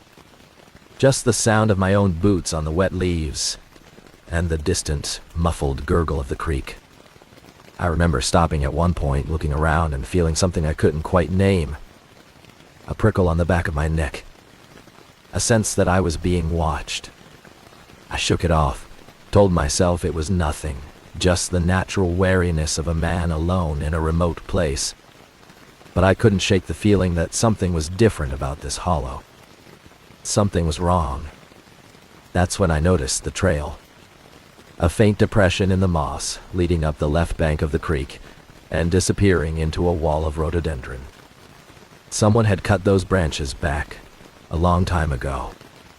Not with modern tools, not recently, but deliberately. An old path, long abandoned, leading deeper into the hollow. I should have turned back. I had a schedule to keep, campsites to check, a radio call-in due in 2 hours. But something pulled at me. Curiosity, maybe. Or something else. Something that felt almost like an invitation. So I pushed through the gap in the rhododendron and I followed the trail up into the dark. That was my first mistake. The rhododendron branches closed behind me like a curtain, and the light changed immediately. The bright autumn gold of the open forest dimmed to a murky green twilight. The canopy here was denser, the hemlocks older and taller, their massive trunks rising like cathedral pillars into a roof of needles that blocked out most of the sky.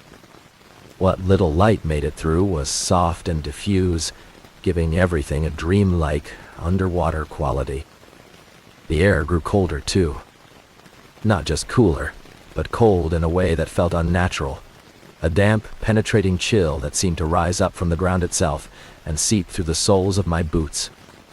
I could smell the wet earth, the rich, peaty scent of 1,000 years of decaying leaves and fallen logs.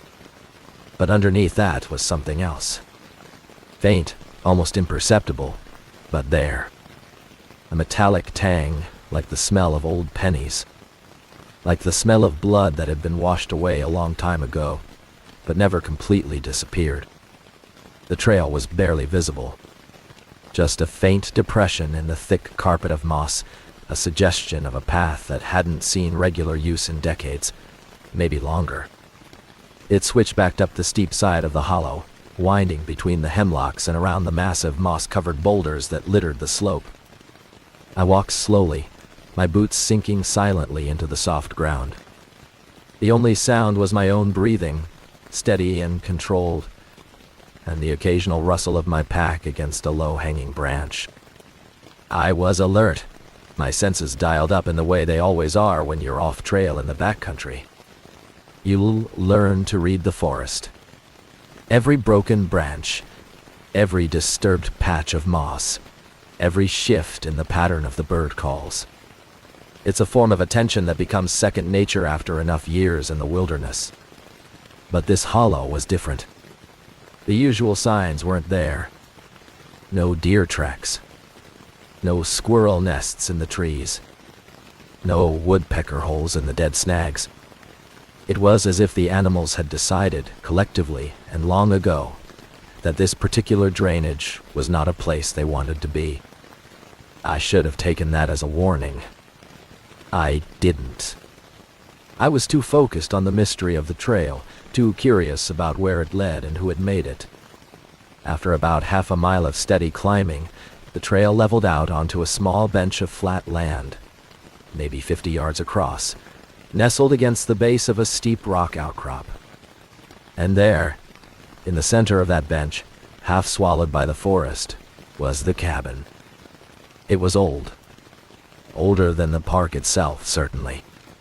The logs were hand-hewn, rough, and uneven, the kind of work you'd see on structures built in the early 19th century, before the Civil War, before the land was even properly surveyed.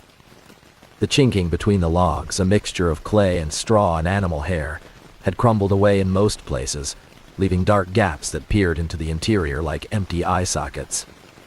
The roof was a sagging mess of rotted wooden shingles and fallen branches, and in one corner, a young maple tree had pushed its way through the boards and was reaching for the sky. The front porch, just 3 rough-hewn planks laid across a stone foundation, leaned at an angle that suggested it was one good storm away from collapsing entirely. Moss grew thick on every surface, a lush green blanket that covered the walls, the roof, even the 2 empty window frames that stared out into the forest like the eye sockets of a skull. The whole structure was slowly, patiently being reclaimed by the wilderness. In another 50 years, you wouldn't even know it had been there. I stood at the edge of the clearing for a long time, just looking at it. There was a weight to this place, a heaviness in the air that had nothing to do with the humidity. It was the kind of feeling you get in old cemeteries, in abandoned hospitals, in places where human suffering has soaked into the walls and the ground, and left a stain that can't be scrubbed out. I had found dozens of old homesteads in my years as a ranger. The mountains are full of them, remnants of the small communities that lived here before the park was established in the 1930s. They're sad places, melancholic, the ruins of lives long past. But this one was different. This one didn't feel sad. It felt watchful, as if the cabin itself was aware of my presence and was waiting to see what I would do. I shook off the feeling and did what any good ranger would do. I took out my GPS unit and marked the coordinates. Then I unfolded my topographical map and checked the location against the official park records.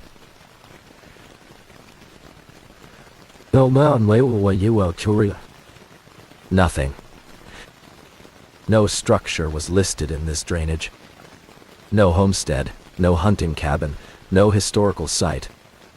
According to the National Park Service, this place did not exist. That wasn't entirely unusual. The park records aren't perfect, especially for the most remote areas. There are hundreds of small structures scattered through these mountains that were never properly documented. But it was strange that this one, a full cabin with a stone foundation, had been completely overlooked. I made a note in my field journal to report it when I got back to the ranger station. It would need to be surveyed by the historical preservation team, cataloged, added to the database. Another piece of the mountain's hidden history brought to light. I should have left then. I had the coordinates. I had my notes. There was no reason to stay. The sun was starting to dip below the ridge to the west, and the shadows under the hemlocks were growing long and dark. I needed to find a place to camp, to set up my tent and build a small fire and eat the freeze-dried meal that was waiting in my pack. But I didn't leave. That curiosity, that same pull that had led me up the trail in the first place, was still there. I wanted to see inside. I wanted to know who had lived here, and why they had chosen such a remote, hidden spot, and what had happened to them. So I took a breath, clicked on my flashlight, and stepped onto the sagging porch. The boards groaned under my weight, a low, mournful sound that seemed to echo through the hollow. The door was already open, just a crack, a few inches of darkness between the warped wood and the frame. It hadn't been closed in years, maybe decades. The iron hinges were rusted solid, and when I pushed the door wider, it made a sound that wasn't a creak. It was a scream. A high, piercing shriek of rusted metal that cut through the silence like a knife. I froze, my heart suddenly hammering in my chest.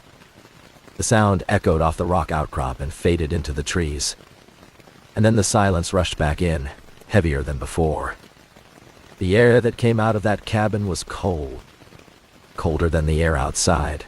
Colder than it had any right to be in October. And it carried a smell. A thick, cloying smell of rot and decay, and old wood. But underneath it was that same metallic tang I had noticed on the trail. Stronger now. Much stronger. And something else. Something musky and animal and deeply wrong. I stepped inside. My flashlight beam cut through the darkness, illuminating a single room, maybe 15 feet square. The floor was littered with debris, fallen leaves, animal droppings, the scattered bones of small creatures that had crawled in here to die. An old iron bed frame sat in the corner, its mattress long since rotted away to nothing but rusted springs. A stone fireplace dominated the far wall, its chimney choked with a bird's nest and decades of soot. And on the mantel above the fireplace, lined up in a neat, deliberate row, were 6 small, carved wooden figures. I walked closer, my boots crunching on the debris. The figures were crude but detailed, each one about the size of my hand. They were human shapes, their bodies twisted into postures of flight, their hands raised as if trying to ward something off. But it was their faces that made my stomach clench. Each face was carved with an expression of absolute, primal terror. Mouths open in silent screams. Eyes wide and staring. And every single one of them was facing the door. Facing me. Like a warning. Like a message left behind by whoever had been here before. That was when I heard it. A sound from the dark corner of the cabin, behind the rusted bed frame. A slow, deliberate tapping. 3 knocks on wood. Crack, crack, crack! I froze. My flashlight beam trembled, the circle of light shaking on the far wall. The tapping stopped.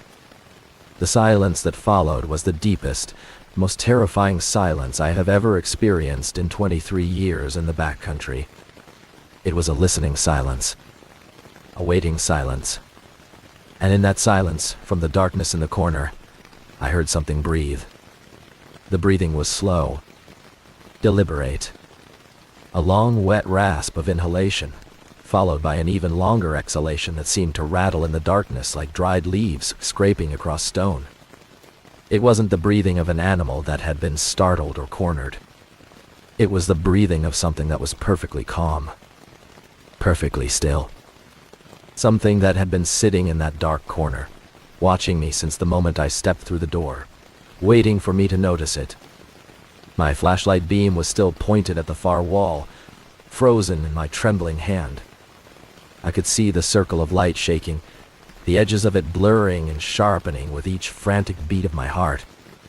The wooden figures on the mantel seemed to stare at me with their carved, screaming faces, and for one horrible moment, I imagined they were trying to warn me, trying to tell me to run. But my legs wouldn't move. The cold that had seeped up from the floor had wrapped itself around my ankles like frozen hands, and I was rooted to the spot, a statue of flesh and bone and overwhelming, paralyzing terror. Breathing came again. And then, another sound. A soft, wet clicking. Rhythmic. Deliberate. Like someone running their tongue over their teeth. Or like claws, long and sharp, gently tapping together in the dark. I forced my hand to move. It was the hardest thing I have ever done. My arm felt like it was pushing through water, through honey, through some thick, invisible substance that resisted every inch of movement. The flashlight beam swung across the room, dragging its circle of light over the debris-strewn floor, over the rusted bed frame, over the crumbling stone of the fireplace. And then it reached the corner, and I saw it. At first, my brain couldn't make sense of what I was looking at. It was just a shape.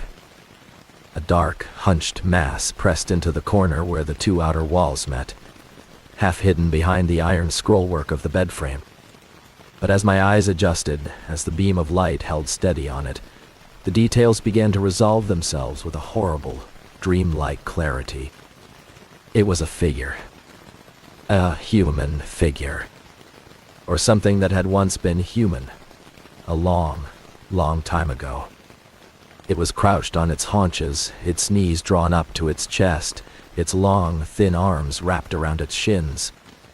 Its skin was the color of a dead fish's belly, a sickly, translucent gray-white that seemed to glow faintly in the beam of my flashlight. And it was loose.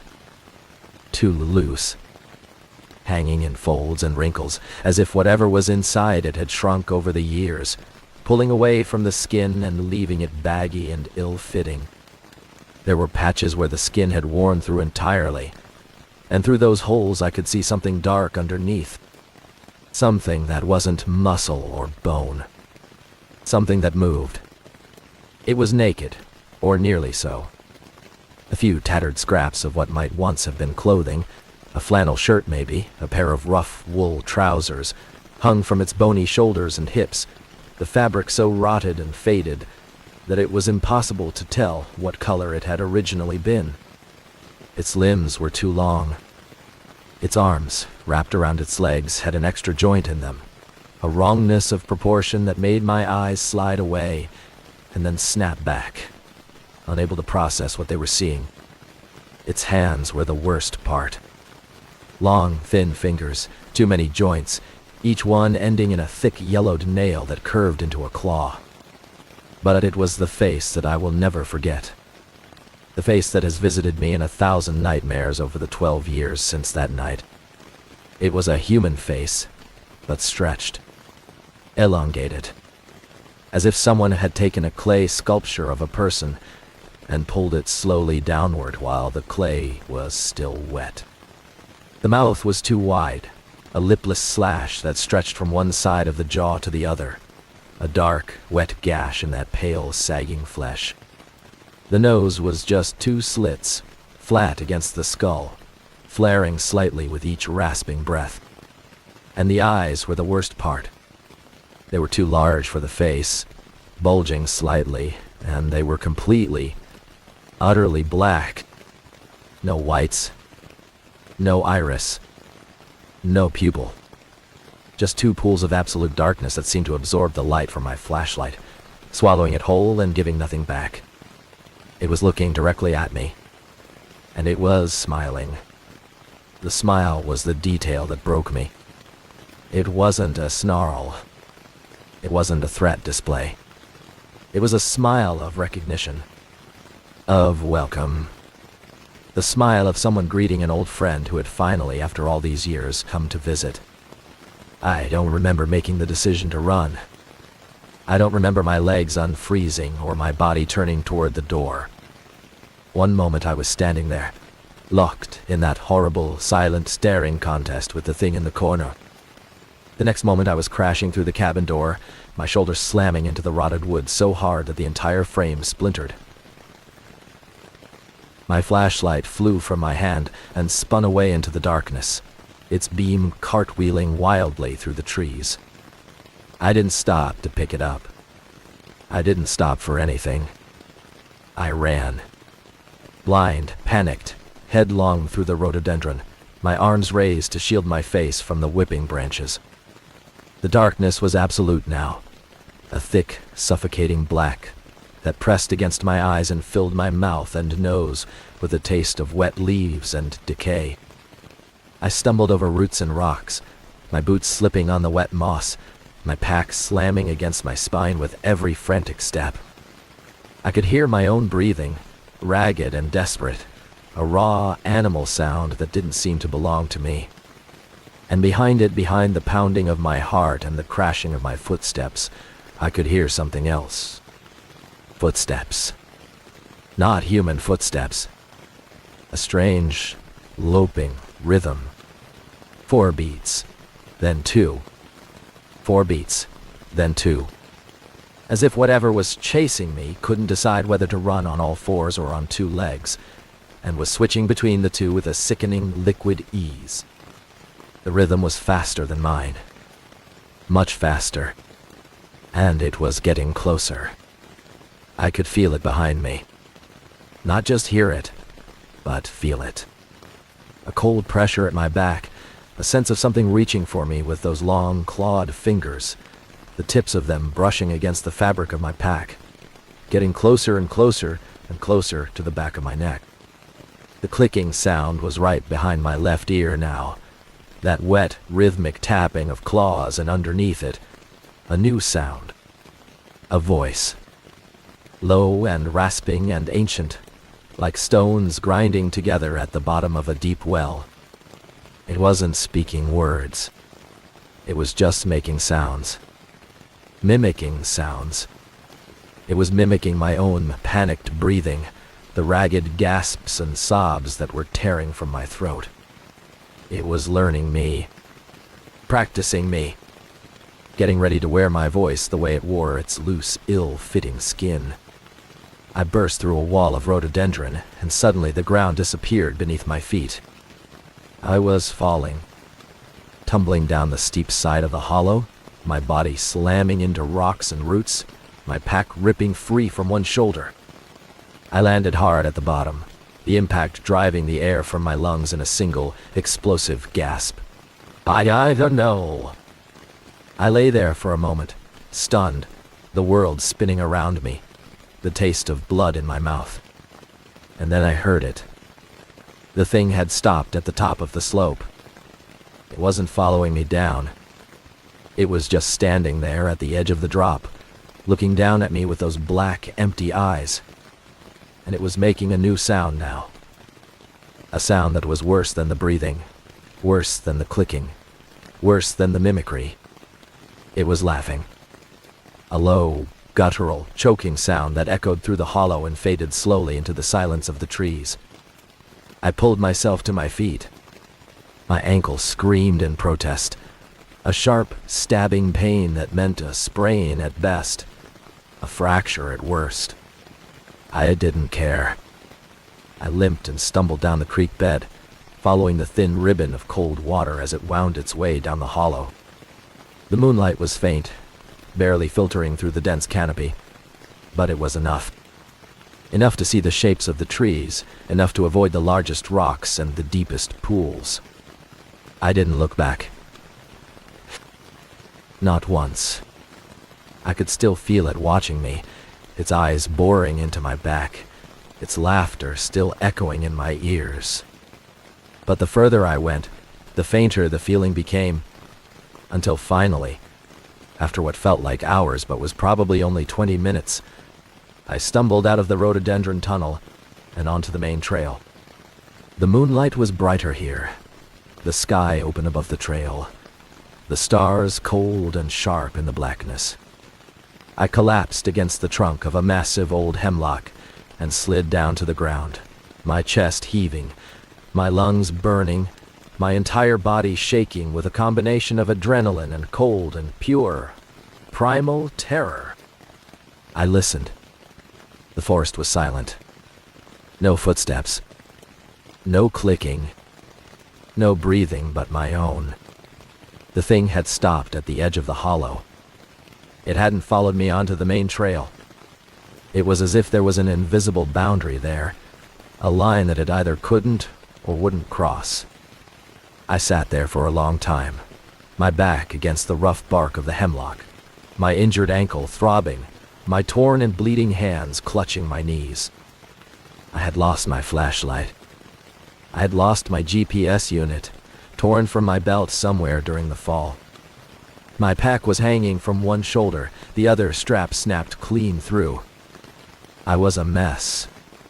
A terrified, broken, bleeding mess. But I was alive. And I was not going back into that hollow. Not for anything. Not for anyone. When the first gray light of dawn finally began to filter through the canopy, I pulled myself to my feet and I started walking. 6 miles back to the boat dock on Fontana Lake. 6 miles of limping, stumbling, looking over my shoulder every few seconds, my heart leaping into my throat at every rustle of leaves, every snap of a twig. I didn't stop. I didn't rest. I just walked and kept walking until I saw the silver glint of the lake through the trees and the familiar shape of the Park Service boat tied to the dock. I radioed in from the boat, my voice hoarse and shaking, and told Sharon, our dispatcher, that I was coming in early. I gave no explanation. I just said I had an equipment failure and needed to return to the station. It was a lie. A thin, transparent lie that I'm sure she saw right through. But she didn't ask. And I didn't offer. Some things you just don't talk about. The boat ride back across Fontana Lake was the longest 40 minutes of my life. I sat in the stern, my injured ankle propped up on a coiled rope, my torn hands gripping the metal bench, as if it were the only solid thing in a world that had suddenly become soft and unreliable. The lake was flat and gray under the overcast sky, the surface like a sheet of polished steel. The outboard motor made a steady, droning hum that should have been soothing but wasn't. Every few seconds I found myself turning to look back at the receding shoreline, at the dark wall of trees that marked the edge of the Hazel Creek backcountry. I kept expecting to see something standing there, at the water's edge, watching me go. A tall, pale figure with eyes like 2 holes punched through the world. But the shore was empty. Just the trees, the rocks, and the slow, patient creep of the morning mist. When I finally tied up at the main dock and limped to my truck, the sun was fully up, burning off the last of the fog from the valleys. The world looked normal again. The sky was blue, the birds were singing, the tourists were starting to arrive at the visitor center with their cameras and their walking sticks, and their cheerful questions about the best trails for viewing the fall colors. I avoided all of them. I drove straight to my small cabin on the outskirts of the park, pulled the curtains shut, and sat in the dark for the rest of the day. My service pistol on the table beside me, my eyes fixed on the door. I didn't sleep that night. Every time I closed my eyes, I saw that face. That stretched, grinning face with the too wide mouth and the black, bottomless eyes. And I heard that sound. The clicking. The breathing. The low, guttural laugh that had followed me down the hollow and echoed in my ears long after the thing itself had stopped chasing me. I sat in my chair, my hands wrapped around a cold cup of coffee, and I tried to think. Tried to process what I had seen. But my mind kept sliding off it, refusing to engage, like a hand trying to grip a wet stone. The next morning I filed my report. It was a masterpiece of bureaucratic evasion. I wrote that I had stumbled onto an undocumented structure in a remote drainage off Hazel Creek. I provided the GPS coordinates, which I had written down before entering the cabin. I recommended that a historical survey team be sent to document the site, and I said nothing about what I had found inside. Nothing about the wooden figures on the mantel. Nothing about the thing in the corner. Nothing about the chase through the dark. I cited my injury as a fall on uneven terrain, which was technically true. I didn't mention what had made me fall. I didn't mention what had chased me. Some things you can't put in an official report. Some things the words don't exist for. My supervisor, a good man named Henderson who had been working the park for 30 years, called me into his office after he read the report. He was a big, heavy-set man with a bushy, gray mustache and eyes that had seen everything the Smokies could throw at a person. He closed the door, which was unusual, and he sat down across from me and just looked at me for a long moment. Then he said, "You want to tell me what really happened out there, Nate?" I opened my mouth to tell him the truth. The whole, impossible truth. But the words wouldn't come. They stuck in my throat like a bone. What was I going to say? That a monster in a rotting cabin had smiled at me and chased me through the woods? That it had mimicked my breathing and laughed at me when I fell? I would sound insane. I would be sent for a psychiatric evaluation. My career, my whole life's work, would be over. So I just shook my head and said, I told you what happened. I found a cabin. I fell. I hurt my ankle. That's it. Henderson looked at me for another long moment. His eyes were kind, but they were also sharp. He knew I was lying. But he also knew that a man who's been a ranger for 11 years doesn't just spook and run from an old pile of logs. Something had happened out there. Something I wasn't ready to talk about. And he respected that. He nodded slowly, pushed a piece of paper across the desk, and said, "Take a week of leave. Get that ankle looked at?" "And Nate?" He paused at the door. "Whatever it was you found out there, stay away from it.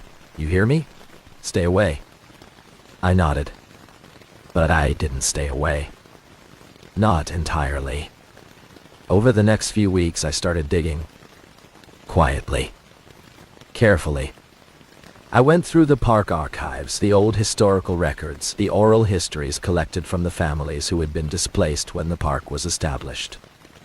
I spent hours in the basement of the visitor center, surrounded by dusty file boxes and faded photographs, looking for any mention of the drainage I had stumbled into, any record of the family that had lived there, any explanation at all for what I had seen. Most of what I found was mundane. Census records, land deeds, tax documents. The hollow had been settled sometime in the 1840s by a family named Macready. They were Scots-Irish, like most of the people who came to these mountains in those days. Tough, self-sufficient, deeply private. They farmed a small plot of land, raised a few hogs, and kept to themselves. Over the decades, they appeared in the records less and less frequently. The last mention of them was in 1908, a brief note in a county tax ledger. After that, nothing. They had simply disappeared from the historical record. The land had been purchased by the government in 1934 as part of the park, but no one had ever gone out to survey it. No one had ever found the cabin. Until me. It was in the oral histories that I found the real story, or at least a version of it. I was listening to a set of old cassette tapes, recordings made in the 1950s of interviews with elderly residents who had been relocated from the park. Most of them were just reminiscences, memories of church socials and corn shuckings, and the first time they ever saw an automobile. But one tape was different. It was an interview with an old woman named Edna Macready. She was in her 90s, blind and bedridden, but her voice on the recording was sharp and clear. The interviewer asked her about her family, about the old homestead, and she started talking about her brother. A brother named Silas. She said Silas had been born wrong. That was her phrase. Born wrong. He was the youngest of 7 children, and from the moment he came into the world, everyone knew there was something different about him. He didn't cry. He didn't smile. He just lay in his crib, his black eyes staring at the ceiling, his long, thin fingers opening and closing, as if he was trying to grasp something that no one else could see. As he grew older, he got stranger. He would disappear into the woods for days at a time and come back with dead animals, their bodies twisted and broken in ways that didn't make sense. He would mimic people's voices, perfectly, flawlessly, using their own words to mock them. He never seemed to sleep. He never seemed to eat. And the older he got, the less he looked like a person and the more he looked like something else. Something that was wearing a person's skin, like a borrowed coat that didn't quite fit. The old woman's voice dropped to a whisper on the tape. She said that one night, when Silas was about 20, something happened. She wouldn't say what. She just said the family made a decision. They locked Silas in the cabin, and they left. All of them. Packed up what they could carry and walked out of the hollow and never came back. The interviewer asked her what had happened to Silas. There was a long pause on the tape. And then the old woman said, "He's still there. He's always been there. And he's always hungry." I stopped the tape. My hands were shaking. The room was cold, though the heating was on. I sat there in the silence of that dusty basement, and I thought about the thing in the cabin. The pale, sagging skin. The too wide mouth. The black, empty eyes. The way it had smiled at me as if it had been waiting for me for a very long time. And I knew, with a certainty that went deeper than logic, that Silas McCready was still there. Still waiting in the dark corner of that rotting cabin. And he would always be hungry. I never went back to that hollow. I never told another soul what I had found on that tape. But I made sure that every new ranger who came to my district heard a quiet, unofficial warning. I told them there was a drainage off Hazel Creek that was prone to rock slides, that the terrain was unstable, that they should avoid it for their own safety. It was a lie, but it was a lie that might save their lives. Because the cabin is still there, hidden in the rhododendron, slowly rotting into the earth. And Silas McCready, or whatever he became, is still there too. Waiting in the dark, practicing his voices, and smiling his too wide smile at anyone foolish enough to step through the door. 12 years have passed since that night. 12 years of routine patrols, of campfire talks with hikers, of filing reports and checking trails and watching the seasons turn. I retired from the Park Service 2 years ago. My knee finally gave out, the one I injured in that fall down the hollow, and the doctor said it was time. I still live near the park, in a small house outside Gatlinburg with a view of the mountains from the front porch.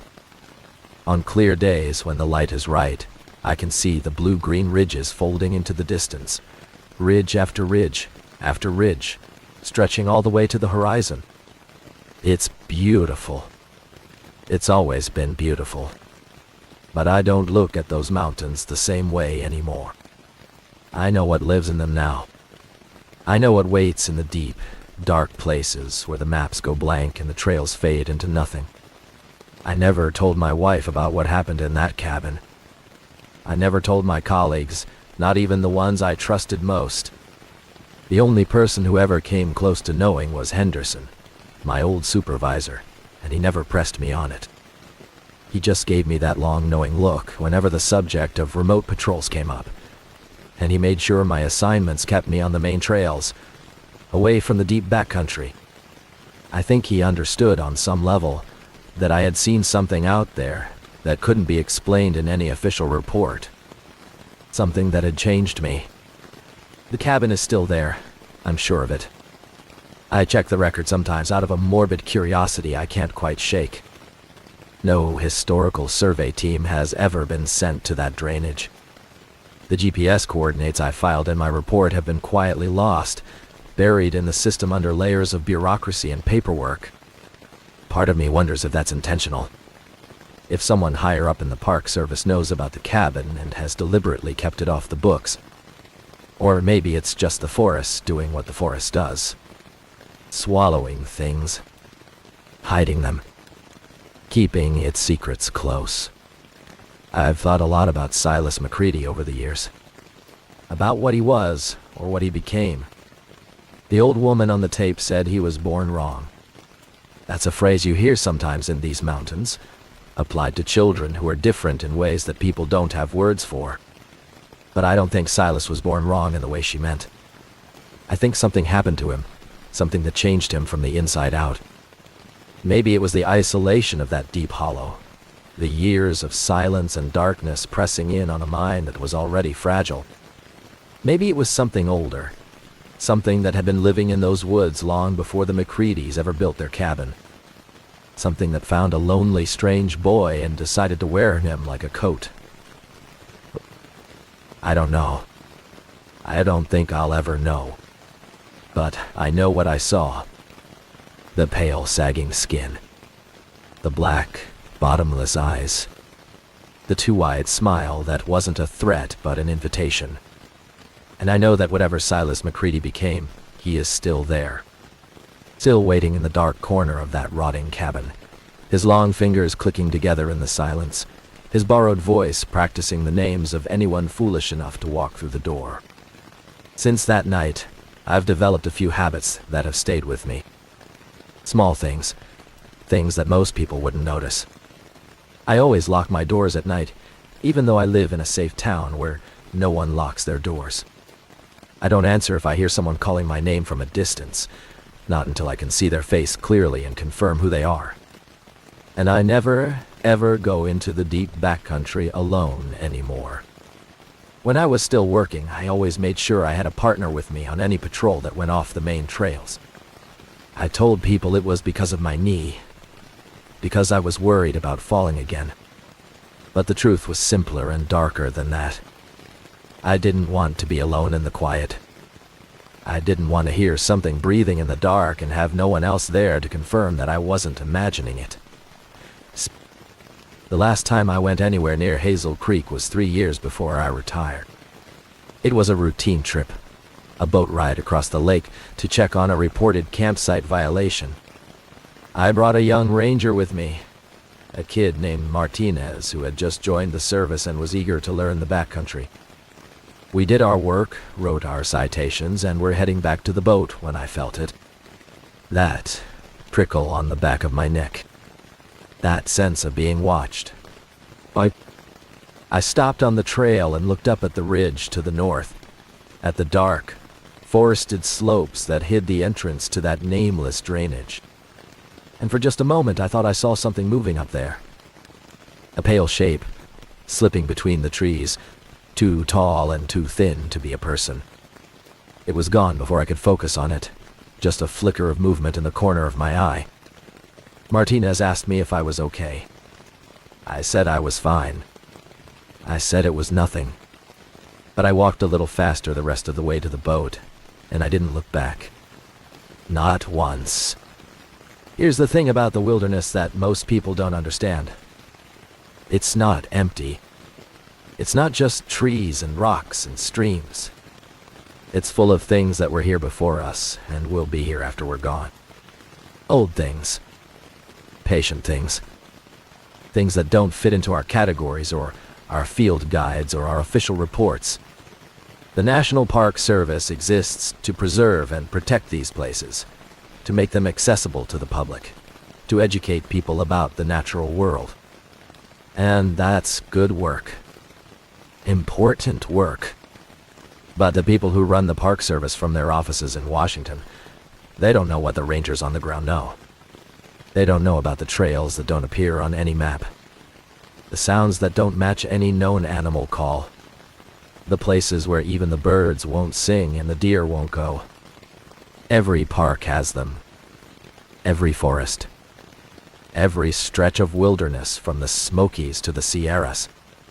And every ranger who's been out there long enough learns to recognize them, to avoid them, and to keep quiet about what they've seen. If you're listening to this, and you're the kind of person who likes to hike the backcountry, to get off the main trails and explore the places that aren't in the guidebooks, I'm not going to tell you to stop. The wilderness is beautiful. It's worth exploring. It's worth protecting. But I am going to tell you to be careful. To pay attention. If you're walking in the deep woods and you suddenly notice that the birds have gone quiet, that the air has turned cold, that you feel like you're being watched by something you can't see, turn around. Walk back the way you came. Don't investigate. Don't satisfy your curiosity. Because there are places in these mountains that don't want to be found. Places that have been waiting, patient and hungry, for a very long time. And if you knock on the wrong door, something might just knock back. Some of you who grew up around these hollers, who heard the old stories from your grandparents, you probably know the kind of place I'm talking about. You probably know the feeling. The cold that has nothing to do with the weather. The silence that's too complete. The voice that calls your name from the deep thicket in a perfect imitation of someone you love. What? If you know that feeling, then you already understand why I never went back to that cabin. Why I never will. And why on certain nights, when the wind blows through the trees and the house settles and I hear a sound I can't quite identify, I still sit up in bed with my heart pounding, listening, waiting, making sure that the sound outside my door is just the wind, and not something else. Not the clicking of long, pale fingers. Not the wet rasp of a breath that should have stopped 100 years ago. Not a voice, low and rasping, calling my name in the dark. The wilderness keeps its secrets. And I'm going to keep them too. My name is Marcus Cole, and for 15 years, I was a wildlife biologist for the U.S. Forest Service, stationed in the Monongahela National Forest in West Virginia. That's a place most people don't think about when they picture wilderness. It's not the Smokies, not the Rockies, not some dramatic snow-capped postcard. It's older than all of them. Quieter. Denser. A labyrinth of hardwood ridges and dark spruce hollows, of limestone caves and cold springs that bubble up from deep underground. It's a forest that doesn't show off. It hides. And in 15 years of walking its ridges and setting my cameras in its deepest thickets, I learned that it hides things that no field guide, no textbook, no scientific training could ever prepare me for. I came to the Monongahela in the late 90s, fresh out of graduate school at West Virginia University, with a degree in wildlife ecology and a head full of Latin names and statistical models. My job was to monitor predator populations. Black bears, coyotes, the occasional bobcat. We were trying to understand how these animals used the landscape, how they moved through the vast, fragmented wilderness of the Allegheny Highlands. My primary tool was the trail camera. Motion-activated, infrared, strapped to a tree at knee height, waiting patiently for something to walk past. Over the years, I deployed hundreds of them. I checked tens of thousands of images. I learned to identify every creature in this forest by the shape of its flank, the glint of its eye in the flash, the way it moved through the frame. A black bear has a distinctive rolling shuffle. A coyote moves like a ghost, low and fluid. A bobcat is all shoulders and deliberate, careful steps. I knew them all. But I also learned something else. Something that scientists don't like to talk about. When you spend enough time in the deep woods, when you sit alone in the dark with nothing but the sound of the wind and the distant cry of a screech owl, you start to feel things that don't fit into a spreadsheet. You start to notice patterns that don't make sense. A section of forest where the animals simply don't go, no matter how abundant the food or how favorable the terrain. A particular ridge where your equipment malfunctions more often than it should. Batteries draining overnight. Memory cards corrupted. A feeling walking out in the last light of dusk that you are not alone. That something is watching you from just beyond the trees. Most biologists I know have felt it at some point. Most of them will never admit it. But I will. Because I have proof. I have photographs. The Cranberry Wilderness is the heart of the Monongahela. Almost 50,000 acres of roadless, trailless, virtually untouched forest. It's one of the largest wilderness areas in the eastern United States, and it's as remote as anything you'll find east of the Mississippi. The terrain is brutal. Steep, rocky ridges covered in mountain laurel and rhododendron. Deep, narrow valleys where the sun only reaches the ground for a few hours a day. It's beautiful in a way that's hard to describe, but it's also unsettling. There's a stillness there, a weight to the air, that makes you feel like you're walking through a place that hasn't changed in 1,000 years, and doesn't intend to change for you. I set my first camera in the Cranberry in my 3rd year on the job. It was a remote drainage, a place called Laurel Fork, accessible only by a grueling 6-mile hike from the nearest forest road. The camera was part of a long-term study on black bear movement patterns, and I chose the location because it showed signs of heavy bear activity. Scat, claw marks on the trees, a well-worn game trail leading down to the creek. Perfect conditions. I strapped the camera to a sturdy red spruce, pointed it at the game trail, and left it there for 3 months. When I came back to retrieve the memory card, I had no reason to expect anything unusual. I hiked in on a cool September morning, the forest just starting to hint at the coming autumn, a few early leaves drifting down onto the still water of the creek. I found the camera right where I'd left it. The batteries were still good. The memory card was full. I swapped it out, packed the card into my dry bag, and hiked back out without giving it another thought. It was routine. It was just another day at work. But when I got back to my office, when I plugged that memory card into my computer and started scrolling through the images, I saw things that changed everything I thought I knew about this forest. About what lives in it. About what's been living here, hidden in the deepest, darkest places, for longer than any of us have been alive. There were bears on that card, yes. Coyotes. A few deer. But there was something else too. Something that walked on 2 legs but was not a man. Something with pale, hairless skin and limbs that bent the wrong way, and a face that was just 2 dark hollows where the eyes should have been. Something that looked directly into the camera, directly at me, as if it knew I would be watching. Those images are still on my hard drive.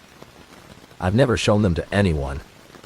I've never written about them in any official report. But I'm going to tell you about them now. Because someone needs to know. Someone needs to understand that the woods are not empty. That the things we call monsters, the things we tell ourselves, are just stories to scare children. They have a basis in reality. And if you're ever deep in the backcountry, alone, in the quiet, and you feel that prickle on the back of your neck, that sense that you're being watched by something you can't see, trust that feeling. Turn around. Walk away. And whatever you do, don't look back. The memory card sat on my desk for 3 days before I got around to reviewing it. That wasn't unusual. September was always a busy month. I had 4 other camera sites to check, a report due on the summer bear counts, and a new intern who needed to be trained on the GPS mapping software.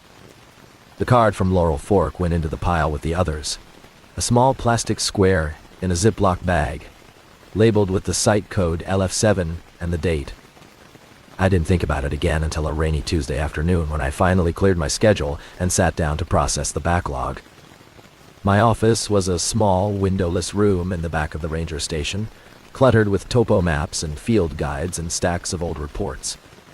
The fluorescent lights hummed overhead, a steady, droning buzz that I'd learned to tune out years ago.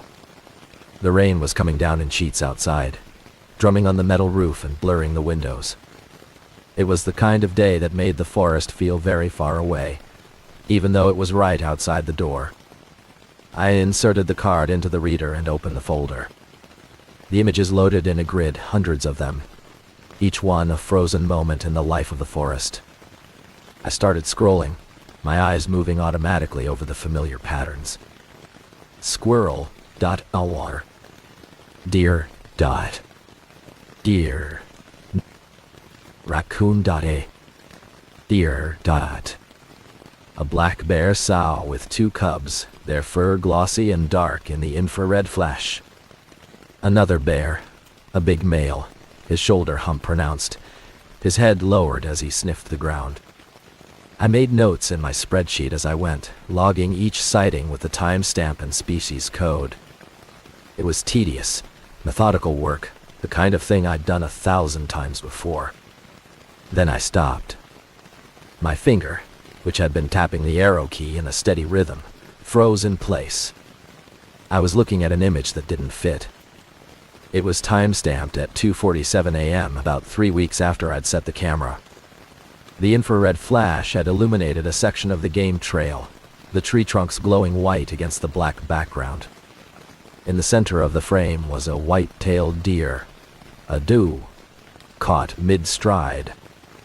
But the deer wasn't walking calmly. It was running. Its legs were blurred with motion, its body leaning forward at an angle that spoke of pure, desperate flight. Its eyes were wide, glowing pale green in the flash, and its mouth was open, as if it were crying out. Behind the deer, at the very edge of the frame, was something else. A shape. A pale, blurry smear that I couldn't quite make out. It was too far to the right, too close to the edge of the camera's field of view, to be anything more than a suggestion of movement. I zoomed in, squinting at the pixels, but the resolution was too low. It could have been a branch swaying in the wind, a trick of the light, a smudge on the lens. It could have been anything. I told myself it was nothing. A deer spooked by a coyote, maybe, or a bear. Perfectly normal. I logged the image as white-tailed deer, fleeing, 'cause unknown, and moved on to the next one. The next dozen images were empty. Just the game trail, empty and still, the trees frozen in the flat white light of the flash. Then another deer, a buck this time, running in the same direction as the doe had been. Running fast. And behind it, at the edge of the frame, that same pale blur. Closer this time. I could see more of it. A long, thin limb. A suggestion of a torso, pale and hairless, caught in a position that looked almost human, but wasn't. The proportions were wrong. The arm, if it was an arm, was too long. The joint bent at an angle that made my eyes ache. I leaned back in my chair, my heart beating a little faster than it had been a moment ago. I'd been doing this job for enough years to know that trail cameras capture all kinds of weird artifacts. Birds flying too close to the lens can look like alien creatures. Hikers in the background, miles from where they're supposed to be, can appear as ghostly shapes in the distance. And there are always poachers. People who don't want to be seen, slipping through the backcountry at night. I'd caught them before, their faces half hidden, their rifles slung over their shoulders. It was unsettling, but it was human. It was explainable. This was not human. The more I looked at it, the less sense it made. The skin was too pale. A sickly gray-white that seemed to glow in the infrared light. There was no clothing that I could see. No hair. The limb, the arm, was too thin for its length, the muscle and fat stripped away to nothing but bone and sinew. And the hand, if it was a hand, had fingers that were too long. Far too long. They extended into the shadows at the edge of the frame, and I couldn't see where they ended. I pulled up the next image. Then the next. Then the next. My tea grew cold beside me, forgotten. The rain hammered on the roof, but I didn't hear it anymore. I was scrolling through the images now with a kind of frantic urgency, my eyes scanning each frame for that pale shape, that wrong limb, that thing that didn't belong. The sequence told a story. The deer had been running for a reason. The camera had captured a chase, spread out over nearly 40 minutes. The doe had come first, fleeing down the game trail. Then the buck, 3 minutes later, running even faster. Then nothing for 15 minutes. Then another deer, a fawn, its spots still visible, its small body a blur of panic. And behind the fawn, closer now, much closer, the shape was no longer at the edge of the frame. It was in the center, mid-stride, caught in the full, harsh glare of the infrared flash. I stopped breathing. The thing in the image was tall. 7 feet, maybe 7.5, judging by the trees around it. It was running on 2 legs, its body leaning forward at an angle that should have made it fall, its long arms reaching ahead of it as if it were trying to grab something just out of reach. Its skin was pale and hairless, stretched tight over a frame that was all ribs and vertebrae and long, thin bones. Its legs were too long for its torso, the knees bending the wrong way, like the hind legs of a dog. And its face was the worst part. The face was turned slightly toward the camera, as if the thing had noticed the device strapped to the tree, as if it were looking directly at me. The eyes were just two dark hollows. No reflection. No glint of the infrared. Just two black pits sunk into a skull that was too narrow, too elongated, too wrong to be human or animal, or anything in between. I sat there for a long time, staring at that image. The fluorescent lights hummed overhead. The rain drummed on the roof. The world outside went on, indifferent and normal. But something had shifted in my mind. A crack had opened, a crack between what I knew to be true and what I was seeing with my own eyes. And through that crack, a cold wind was blowing. I didn't log that image in my spreadsheet. I didn't file it in the species database. I copied the entire contents of the memory card onto an external hard drive, a backup I told myself was just for archival purposes. Then I pulled the card from the reader, put it back in its Ziploc bag, and locked it in the bottom drawer of my filing cabinet. I told myself I would go back to Laurel Fork. I would check the camera. I would find a rational explanation. A deformed bear. A prankster in a costume. An elaborate hoax. There was an answer. There had to be an answer. But even as I told myself these things, even as I forced my breathing to slow and my hands to steady, I knew. Somewhere deep in the pit of my stomach, in the part of me that was older than science, older than logic, older than reason, I knew. The thing in that photograph was real. And it knew I was watching. I didn't sleep that night. The image of that thing, that tall, pale shape caught mid-stride in the harsh white flash, stayed burned into the back of my eyelids. Every time I closed my eyes, I saw it again.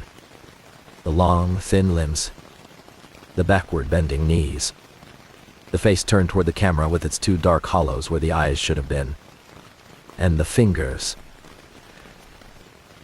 Those impossibly long fingers, reaching out of the shadows at the edge of the frame, grasping for the fleeing fawn. At 3 a.m, I gave up on sleep entirely. I got out of bed, made a pot of coffee, and went back to my office. The rain had stopped, and the world outside was silent and still, the kind of deep, heavy silence that only comes in the hours just before dawn.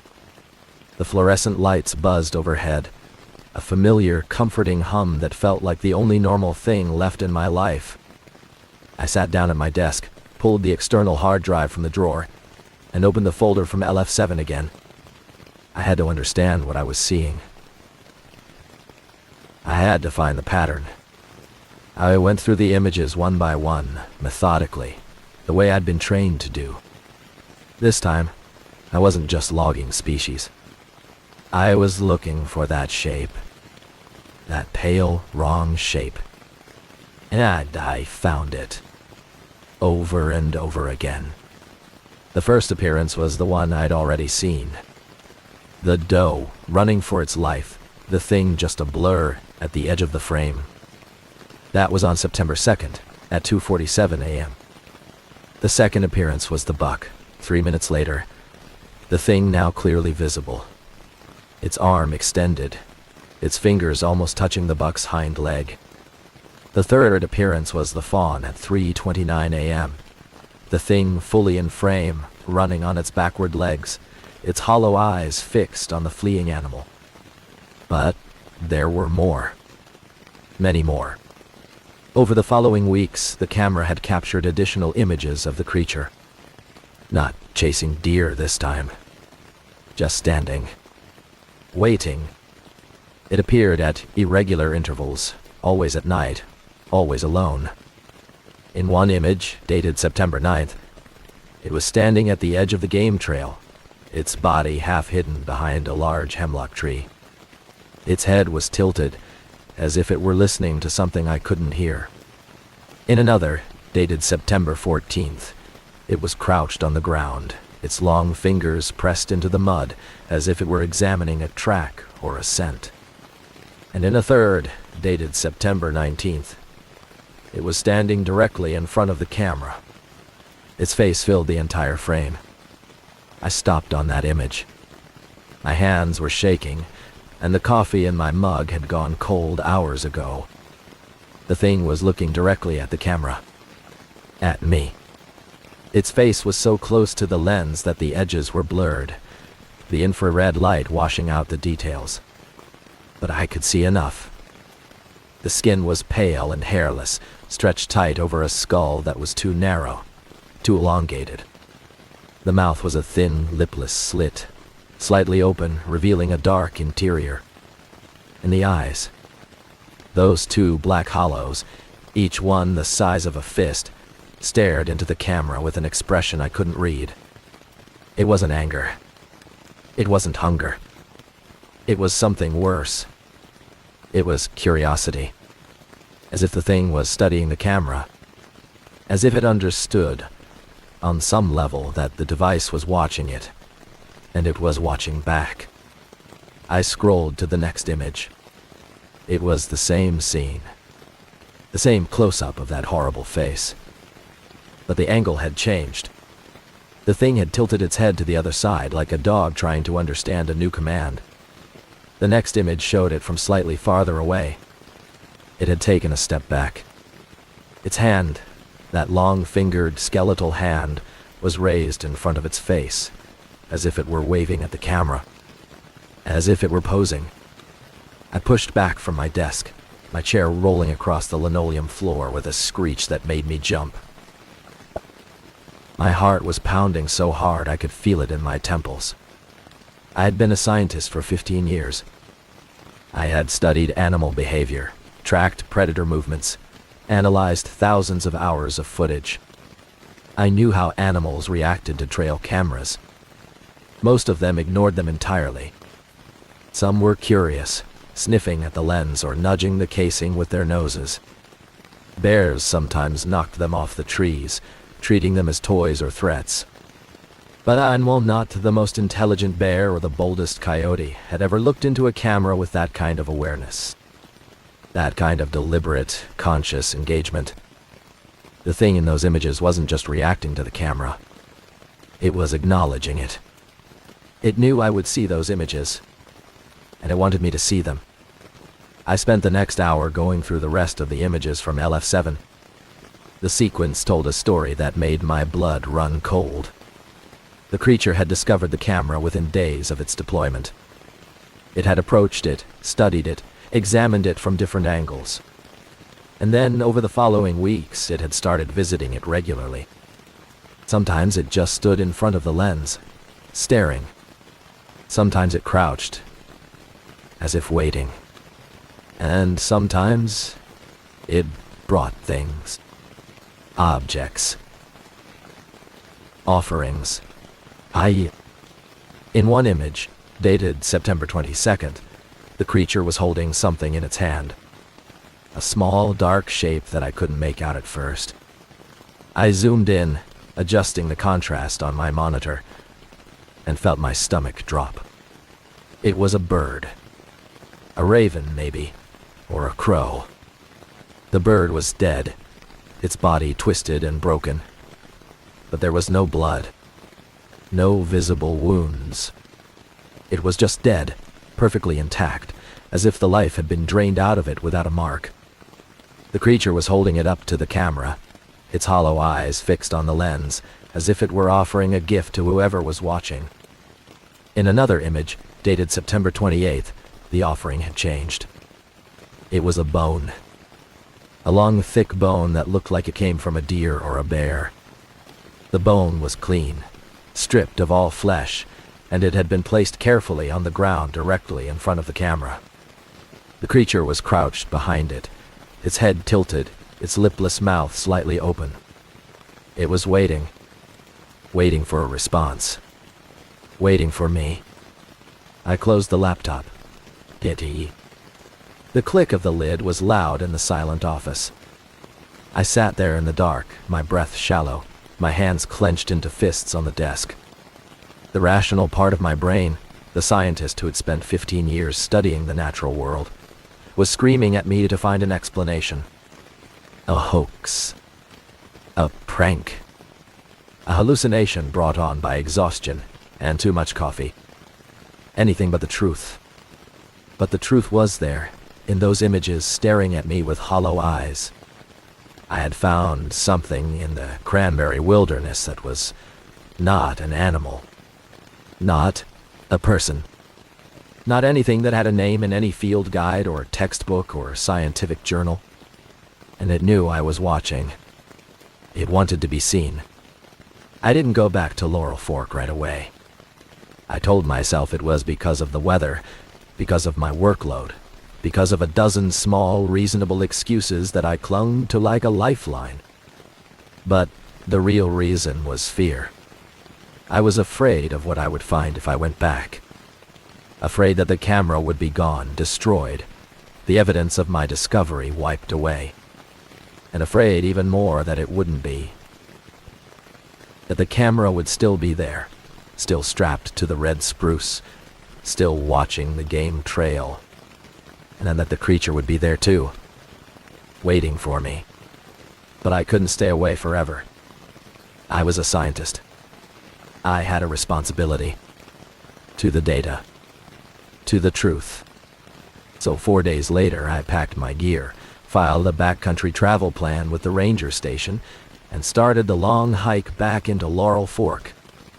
And what I found there, at the base of that red spruce, changed everything. The hike back into Laurel Fork was 6 miles of steady climbing through some of the roughest terrain in the Monongahela. Normally I would have enjoyed it. September in the high Alleghenies is a beautiful time. The air is crisp and clean, smelling of balsam fir and cold stone. The first hints of autumn color are starting to show in the understory. Splashes of red and gold among the deep green of the rhododendron. The streams are low and clear, running cold over smooth, moss-covered rocks. It's the kind of place that reminds you why you became a biologist in the first place. But on that day, I didn't notice any of it. I walked with my head down, my shoulders tight, my hand never far from the bear spray holstered on my belt. Every sound in the forest made me flinch. Every rustle of leaves, every snap of a twig, every distant bird call felt like a warning. I reached the Laurel Fork drainage around 2 in the afternoon. The sun was high, but the narrow valley was deep in shadow, the dense canopy blocking out most of the light. The air down there was cool and still, heavy with the smell of damp earth and decaying logs. The creek gurgled softly over its rocky bed, the only sound in an otherwise silent forest. No birds. No squirrels. No wind in the trees. Just the water and my own breathing, and the soft crunch of my boots on the moss-covered ground. I found the red spruce easily enough. It was a landmark tree, a massive old giant with a trunk so wide I couldn't have wrapped my arms around it. The camera should have been strapped to its trunk about 4 feet off the ground, angled toward the game trail that ran parallel to the creek. I had positioned it there myself, 3 months earlier. I had tightened the straps with my own hands, checked the batteries, tested the motion sensor. I knew exactly where it was supposed to be. It wasn't there. I stood at the base of the tree for a long moment, staring at the empty patch of bark where the camera had been. My heart was pounding. The straps were gone. The camera was gone. But the tree itself told a story. The bark around the mounting spot was gouged and torn. Deep furrows carved into the wood as if something with very sharp claws had ripped the camera away. The furrows were too wide for a bear, too deep for a coyote, and they were arranged in a pattern that made my stomach drop. 5 parallel lines. 4 of them clustered together, one set slightly apart. Like fingers. Like a hand. I knelt down and examined the ground around the base of the tree. The moss was torn up, churned into a dark, muddy mess. And there, in a patch of soft earth near the roots, were the tracks. I had seen thousands of animal tracks in my career. Bear tracks, with their broad, flat feet and 5 distinct toe pads. Coyote tracks, neat and compact, with claw marks at the tips. Deer tracks, delicate and heart-shaped. These tracks were none of those things. They were human-shaped. But they were wrong. The foot that had made them was far too long, nearly 18 inches from heel to toe. The toes were splayed, almost finger-like, and each one ended in a deep, claw-like puncture that had stabbed inches into the soft mud. The arch was completely collapsed, making the whole print look like a deformed, elongated hand. And the stride pattern was even worse. The tracks didn't follow a consistent gait. One step would be deep and heavy, the next lighter and longer, as if the creature had been shifting its weight from 2 legs to 4 and back again, lurching through the forest in a way that no living thing should move. I took out my field camera and documented everything. The torn bark, the churned moss, the impossible tracks. I took dozens of photos from every angle, my hands trembling so badly that half of them came out blurred. I told myself it was for the record, for the data. But really, I was just trying to convince myself that I was still a scientist, still a professional, still in control. The truth was, I was terrified. More terrified than I had ever been in my life. But the evidence was right there, in the mud and the bark and the missing camera, and no amount of scientific training could explain it away. I found the camera about 30 yards downstream, half submerged in the creek. It had been smashed. The plastic casing was shattered, the lens cracked. The infrared sensor ripped out and discarded in the water like a piece of trash. The memory card's slot was empty. I waded into the cold water and retrieved what was left of the device, turning it over in my hands. The metal mounting bracket was bent at an angle that would have required tremendous force. And on the back of the casing, scratched deep into the plastic, were those same 5 parallel lines. The thing had not just destroyed the camera. It had done it deliberately, violently, as if it were angry. I stood there in the creek, the cold water soaking through my boots, the shattered camera in my hands, and I felt something I had never felt before in 15 years of working in the wilderness. I felt hunted. The camera had been watching the creature, and the creature had known. It had posed for the camera, brought it offerings, tried to communicate with whoever was on the other side. And when no response came, it had decided to end the surveillance, to destroy the eye that was watching it. And now that eye was gone. But I wasn't. I was standing in its territory, holding the pieces of the thing it had destroyed, and I had never felt more exposed, more vulnerable, more completely and utterly alone. The forest around me was silent.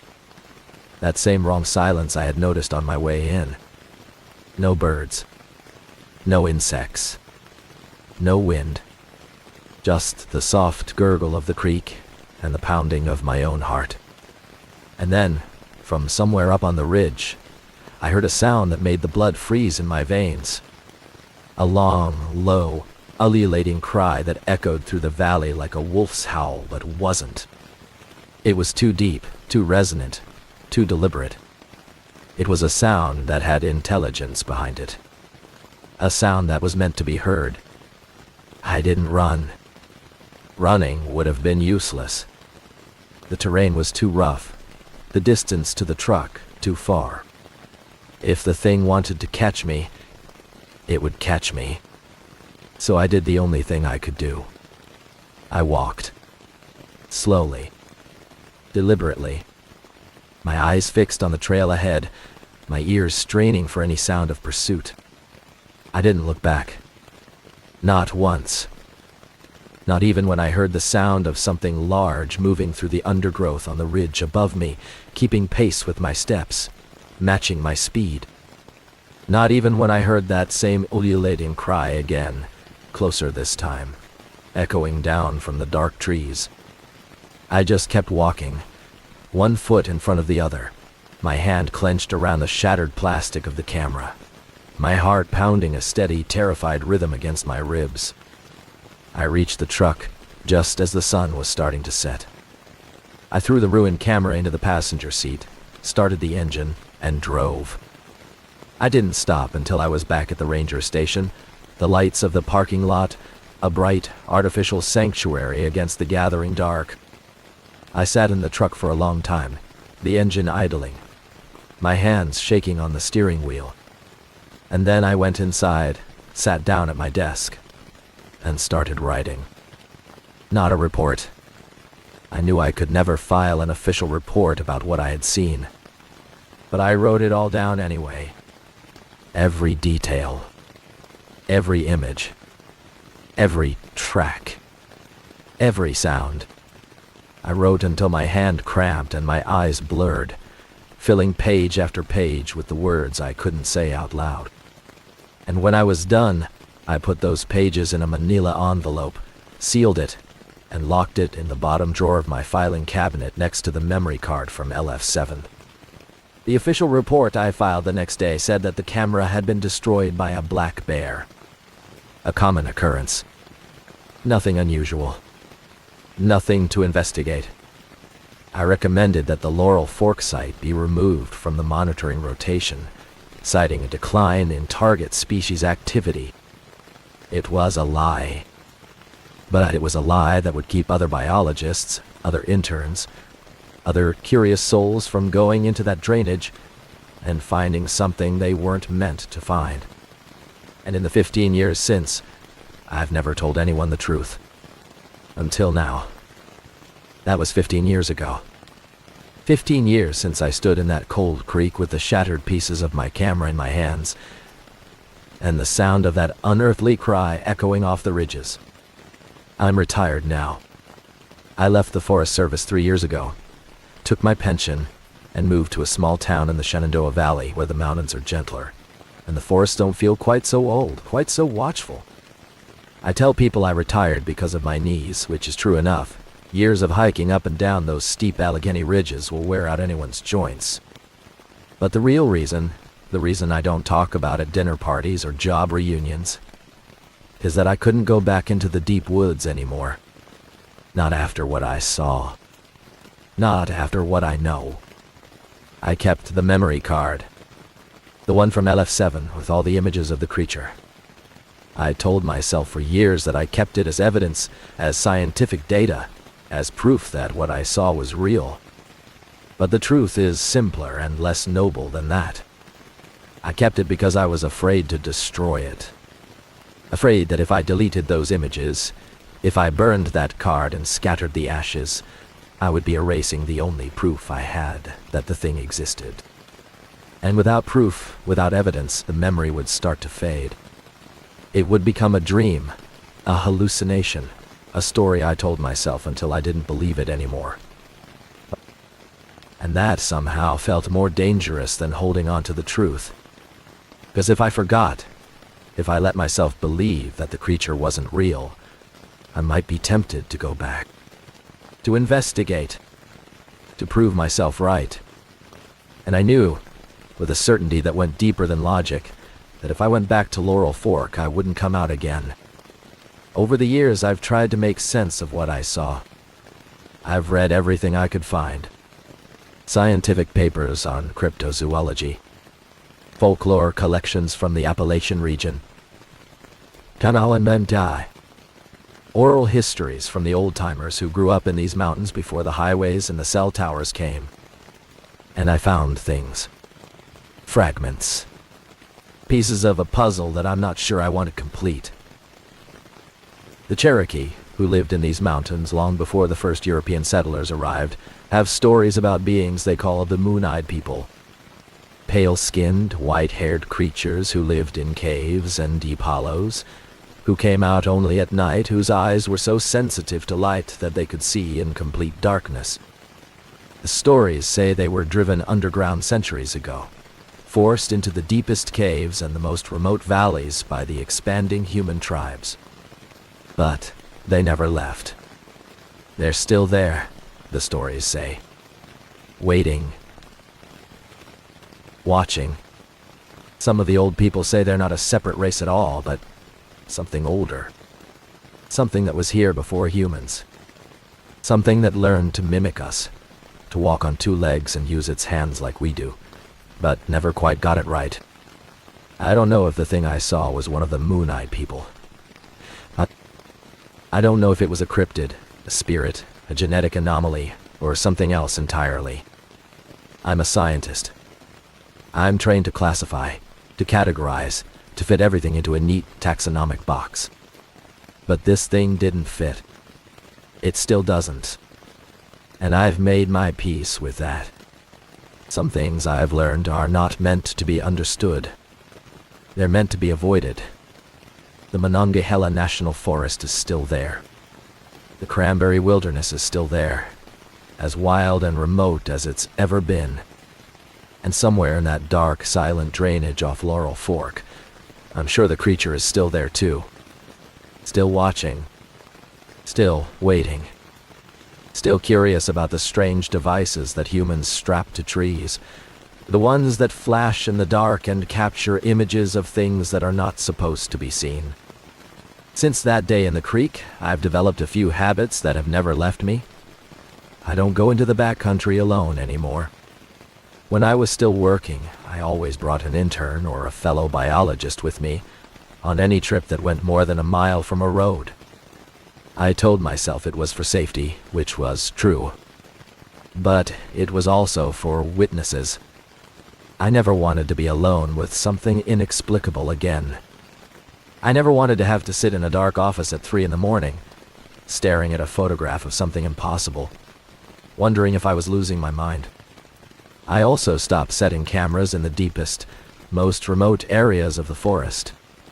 I told my supervisors it was because those sites had low animal activity, which wasn't entirely a lie. But the real reason was that I didn't want to see what else was out there. I didn't want to know. I had seen enough. And I never, ever go into the woods at night anymore. Not for any reason. Not even to retrieve a piece of equipment or check on a campsite. When the sun starts to go down, I make sure I'm already on my way back to the truck, my pack on my shoulders, and my bear spray in my hand. I don't linger. I don't explore. I don't let my curiosity get the better of me, because I know what comes out when the sun goes down. I have seen it. I have pictures of it. And I know that it's still out there, moving through the dark on legs that bend the wrong way. Its hollow eyes seeing everything, its long fingers reaching, always reaching. A few years ago, a young biologist from the Forest Service reached out to me. She was working on a new predator monitoring project in the Monongahela, and she had found my old research notes in the archives. She wanted to know why I had recommended against monitoring in certain areas. Why I had flagged Laurel Fork and a half-dozen other remote drainages as unsuitable for camera deployment. She was polite, professional, just trying to do her job. But I could hear the confusion in her voice. The sites looked perfect on paper, she said. Good game trails, heavy sign of predator activity, excellent tree coverage for mounting equipment. Why had I recommended against them? I didn't know what to tell her. I couldn't tell her the truth. So I just said that those drainages were dangerous. Steep terrain, unstable rock, high risk of flooding. It was the same lie I'd been telling for years. She thanked me and hung up, and I sat there in my quiet living room, looking out at the gentle blue ridges of the Shenandoah, and I hoped she would listen. I hoped she would stay away from those dark, silent places. Because if she didn't, if she went out there and set her cameras and started watching the images come in, she might see something she wasn't meant to see. Something that would look back at her with hollow eyes and a lipless smile. Something that would learn her face the way it learned mine. The wilderness is not empty. It never has been. We tell ourselves stories about the woods to make them seem safe, to make them seem manageable, to convince ourselves that we are the masters of this world and everything in it. But the truth is, we are just visitors, tenants, squatters on land that was old before our species took its first breath. And there are things living in the deepest, darkest corners of that land that have been there longer than we have. Things that don't care about our science or our technology or our sense of superiority. Things that just watch and wait. And occasionally, when someone gets too close, when someone sees something they weren't meant to see, those things reach out with long, pale fingers and pull them into the dark. I still have the memory card. It's in a safe deposit box now, in a bank in town. I haven't looked at those images in over a decade. I don't need to. They're burned into my memory more permanently than any hard drive could store them. The doe, running for its life. The buck, fleeing in blind panic. The fawn, its small body a blur of desperate flight. And the thing behind them. The tall, pale thing with the backward legs and the hollow eyes and the fingers that were too long, always reaching, always grasping. The thing that posed for my camera like it knew exactly what it was doing. The thing that destroyed my equipment and left its signature gouged into the bark of that old red spruce. If you're listening to this, and you spend time in the backcountry, I'm not going to tell you to stop. The wilderness is a beautiful place. It's worth exploring. It's worth protecting. But I am going to tell you to be careful, to pay attention to the signs. If you're walking the deep woods and the birds suddenly go quiet, if the air turns cold for no reason, if you feel like you're being watched by something you can't see, trust that feeling. Don't investigate. Don't set up a camera to see what's there. Just turn around, walk back the way you came, and don't look back. Because some doors, once opened, can never be closed again. And some things, once seen, can never be unseen. The woods are old. The woods are deep. And the woods are watching. My name is Angela Croft, and for 22 years I led a volunteer search and rescue unit based out of Tucker County, West Virginia. Our territory covered some of the wildest, most unforgiving terrain in the eastern United States.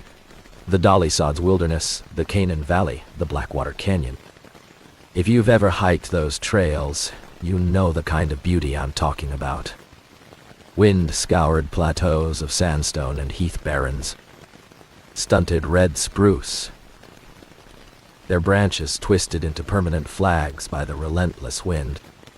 Bogs so deep and dark, they look like they could swallow a person whole and never give them back. It's a landscape that feels older than the mountains around it. A scrap of subarctic tundra dropped into the mid-Atlantic by some accident of geology. And it's a landscape where people go missing with unsettling regularity. Most people who visit Dolly Sods see the postcard version. The sweeping vistas from bare rocks, the golden heath barrens in autumn, the snow-covered spruce in winter. They take their pictures, they hike the marked trails. They drive back to their hotels before the sun goes down. They don't see what happens after dark. They don't feel the way the temperature drops 30 degrees when the fog rolls in, the way the mist muffles every sound until you can't even hear your own footsteps. They don't know what it's like to be lost in that fog, to wander in circles for hours, convinced that something is walking just behind you, matching your pace, breathing down your neck. But I do. I've been there. I've felt it. And I've brought people out of it, most of them alive, some of them not. Over the course of my career, I was part of over 200 search operations. I've seen things that most people wouldn't believe.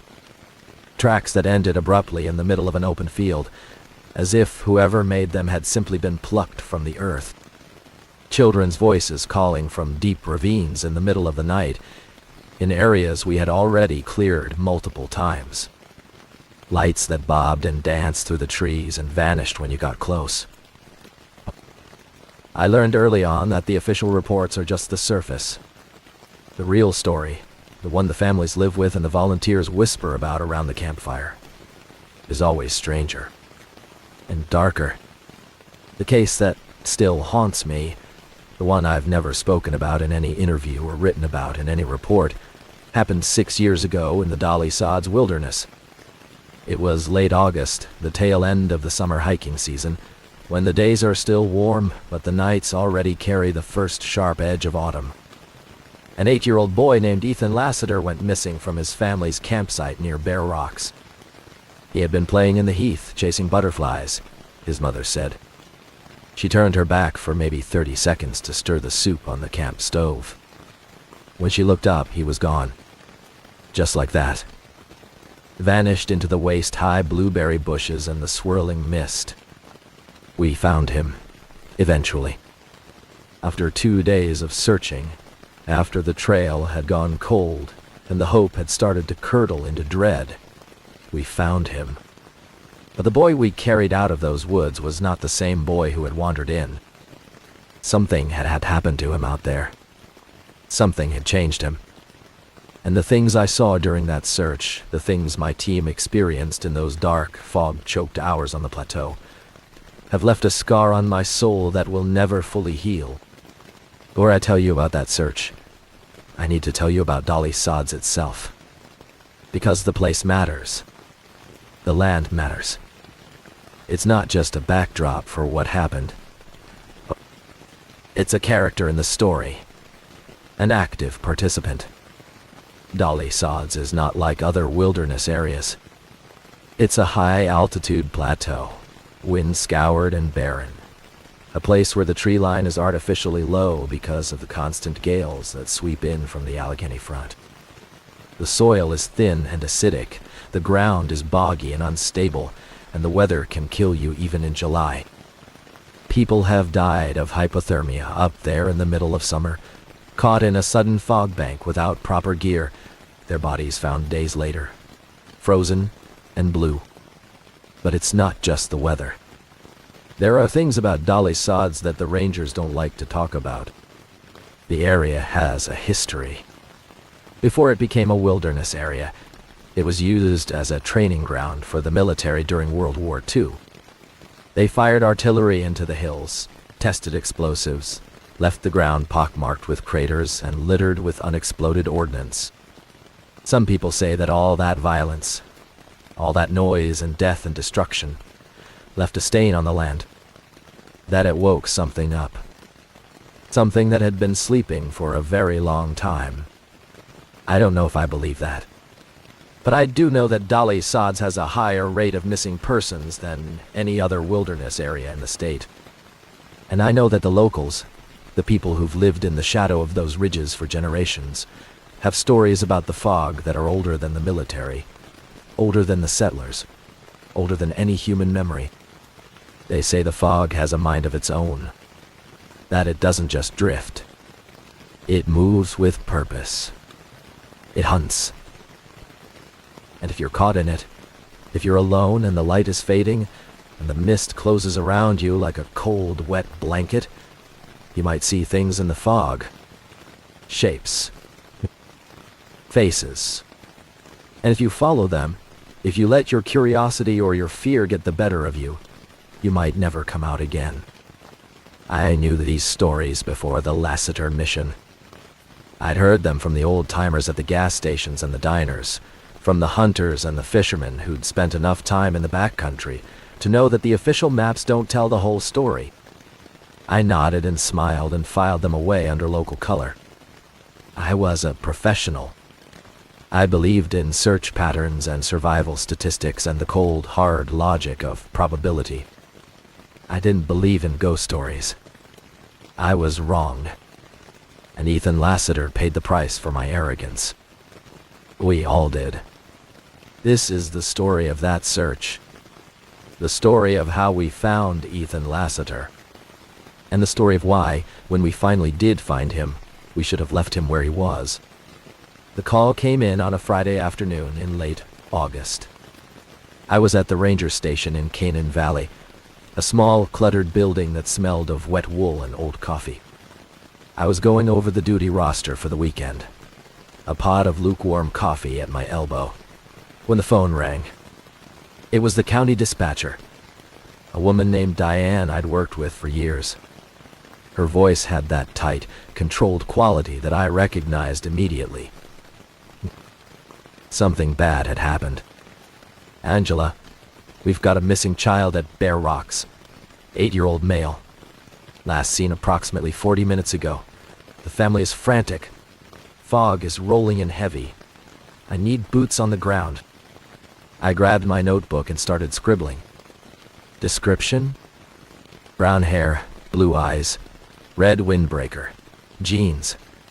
He has a small stuffed dinosaur, a triceratops, in his right pocket. Name is Ethan Lassiter. Family is from Ohio. Who's on scene? Just the parents. No rangers in the area. I've got a state police unit en route, but they're an hour out. You're the closest. I'm on it, I said, and hung up. I made the calls. Within an hour, I had a team of 6 assembled at the Bear Rocks parking area, pulling on packs and checking radios. It was a good crew. Ernst. I'd worked with all of them before, on missions that ranged from routine to desperate.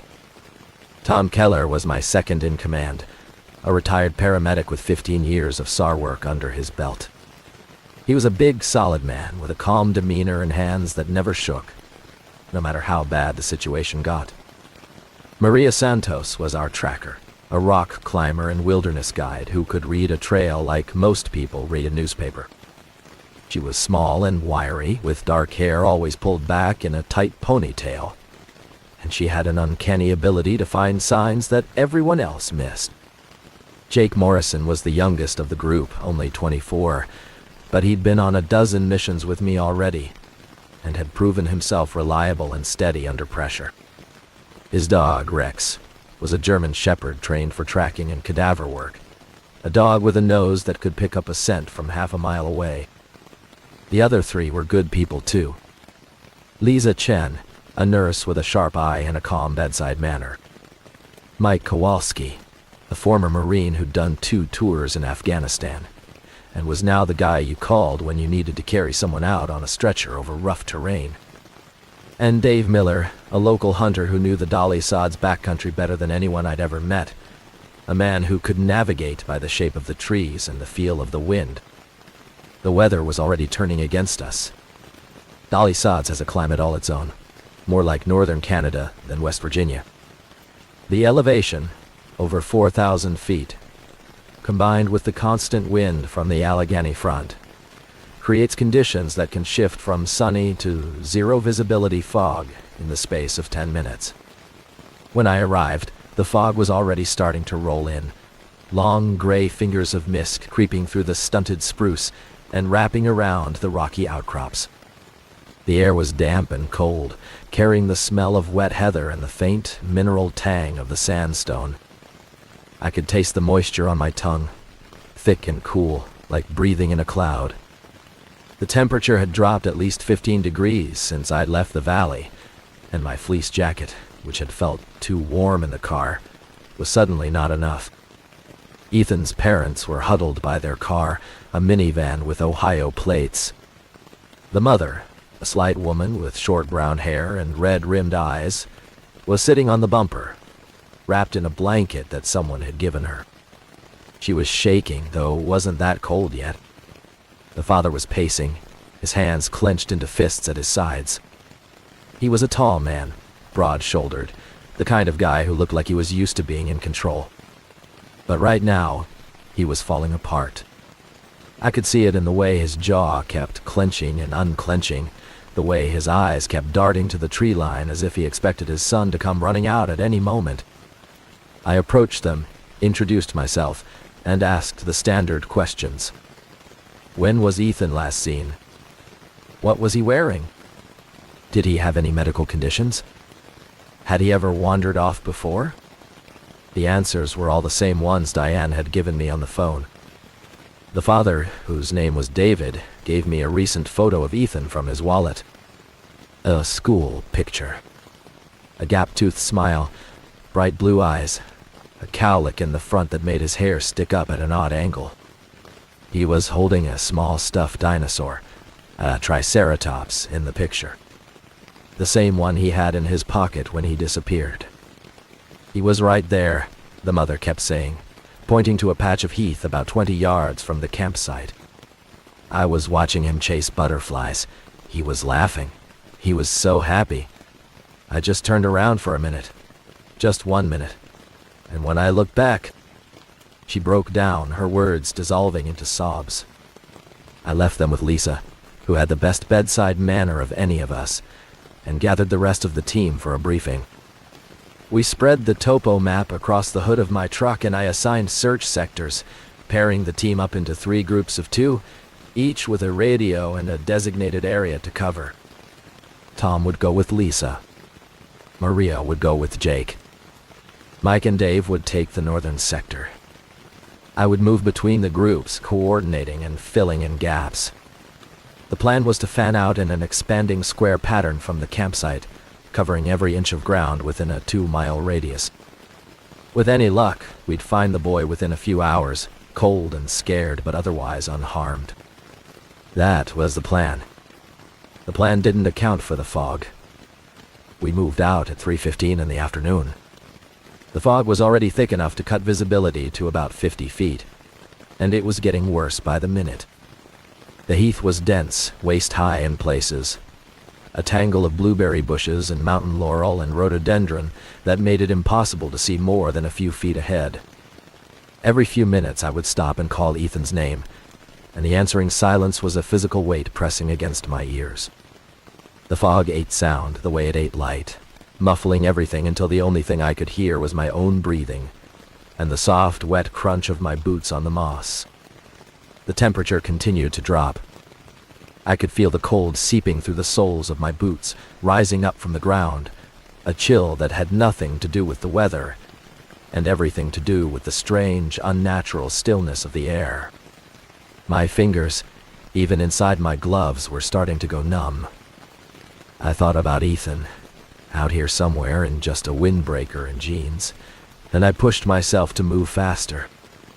About 2 hours into the search, Maria's voice crackled over the radio. She had found something. A child's sneaker, small and blue, lying in the middle of a narrow deer trail about half a mile north of the campsite. I made my way to her location, the fog parting reluctantly around me, and found her crouched over the shoe, her headlamp illuminating it in a harsh white beam. It was a small sneaker, the kind with Velcro straps instead of laces, the kind a little kid would wear. The Velcro was still fastened. The shoe hadn't been kicked off in a panic or pulled off by an animal. It looked like it had been deliberately removed, placed neatly in the center of the trail like a signpost. Maria pointed out the lack of tracks around it. The ground was soft here, a patch of damp moss that should have shown every footstep. But there were no prints at all.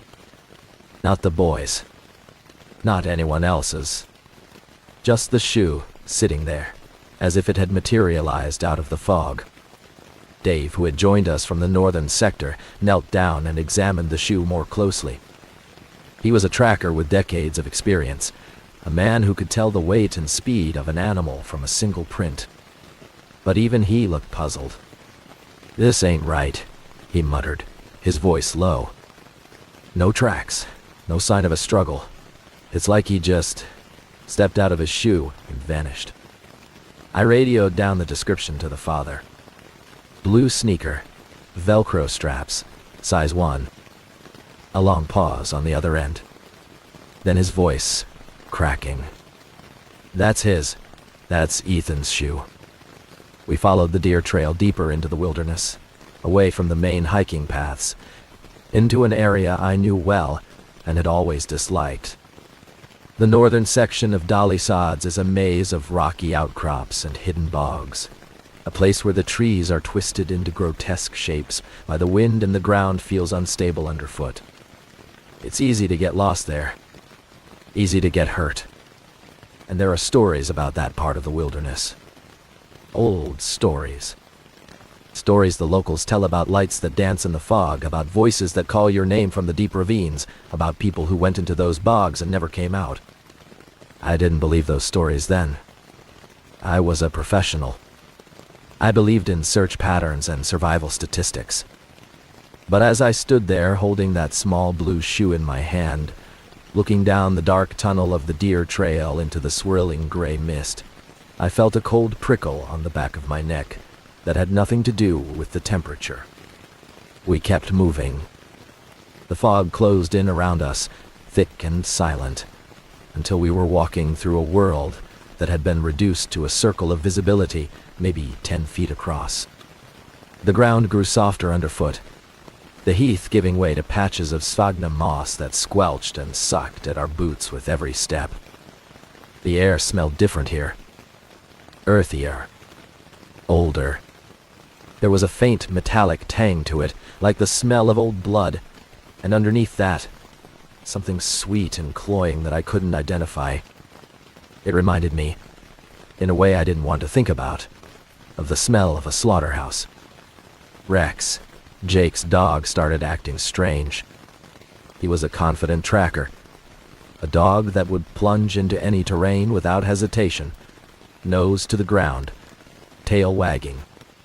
But now he was walking stiffly, his ears flat against his head, his tail tucked between his legs. Every few steps, he would stop and let out a low, keening whine. Jake kept trying to urge him forward, but the dog was clearly terrified. He kept staring into the fog ahead of us, his eyes wide, his body trembling.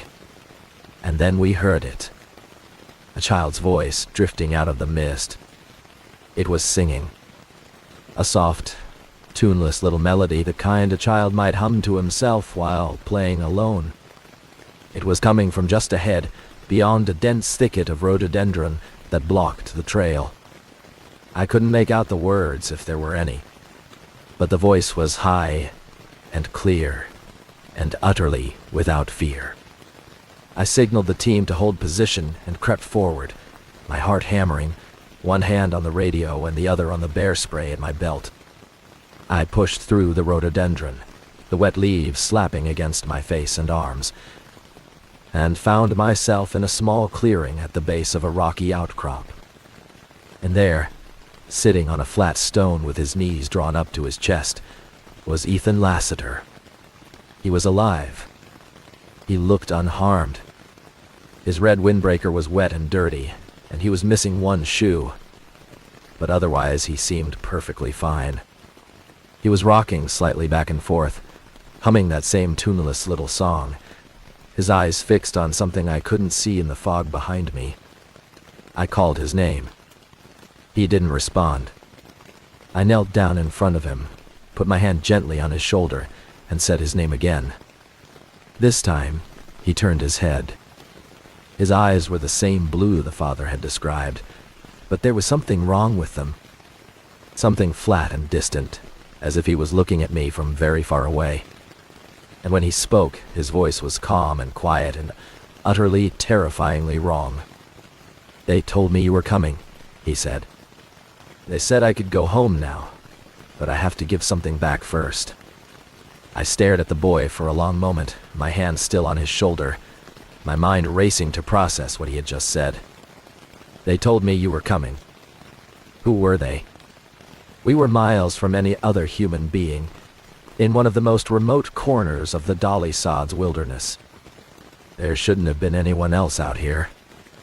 And yet, the boy had spoken with absolute certainty, as if he had been expecting us, as if someone had told him exactly when we would arrive. "Ethan," I said, keeping my voice low and steady, the way we're trained to do with frightened children. "My name is Angela. I'm here to take you back to your mom and dad. They're very worried about you. Are you hurt? Are you cold?" He didn't answer the question. He just tilted his head to the side, a slow, deliberate movement that reminded me, for some reason I couldn't quite name, of a bird examining something curious. His eyes were still fixed on a point somewhere behind my left shoulder, staring into the fog with an intensity that made my skin crawl. I turned to look, but there was nothing there. Just the gray mist, swirling slowly in the cold air. But as I stared into it, I thought I saw something move. A shape, darker than the surrounding fog, that shifted and dissolved before I could focus on it.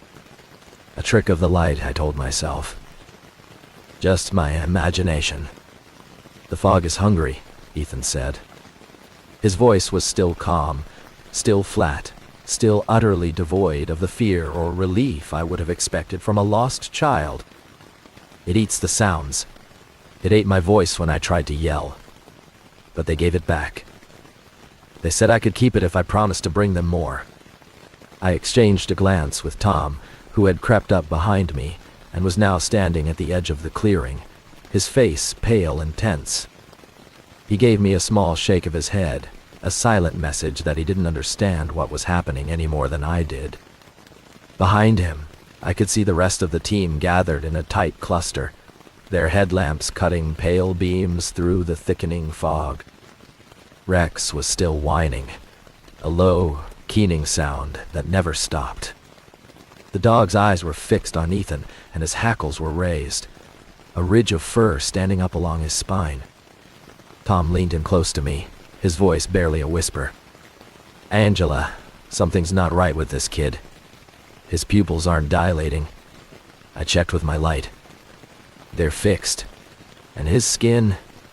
Feel his skin." I looked down at Ethan's hand, still resting in mine. It was cold. Colder than it should have been for a child who had only been out here a few hours. The cold of his skin was deeper than that, a penetrating, unnatural chill that seemed to radiate from somewhere inside him. It was like holding the hand of a corpse. "We need to move," I said quietly to Tom. "We need to get him out of here, now." Tom nodded and stepped forward, reaching out to pick the boy up. But the moment his hands touched Ethan's shoulders, the boy let out a sound that made us all freeze. It wasn't a scream. It wasn't a cry. It was a laugh. A high, clear, delighted laugh, the kind of sound a child makes when they're being tickled by someone they love. But Ethan's face didn't change. His eyes stayed flat and distant, his mouth a thin, unsmiling line. The laugh was coming from his throat, but it wasn't his. It was as if something else was using his voice, something that found our presence deeply, unsettlingly amusing. Tom pulled his hands back as if he'd been burned. He was a tough man, a former paramedic who had seen more trauma and death than most people could imagine. He'd worked car wrecks and industrial accidents, had held the hands of dying people as they slipped away, had never flinched in the face of the worst things a human body can endure. But I could see the fear in his eyes now, raw and undisguised. He looked at me, and I knew what he was thinking. This was wrong. All of this was wrong. We needed to get out of here before whatever was happening got worse. I took Ethan's hand and pulled him gently to his feet. He came without resistance, his legs moving automatically, his eyes still fixed on that same empty patch of fog. As we started back down the deer trail toward the main path, I heard something behind us. A rustle in the undergrowth. A soft, wet footstep, sinking into the moss. And then, another. And another. Something was following us.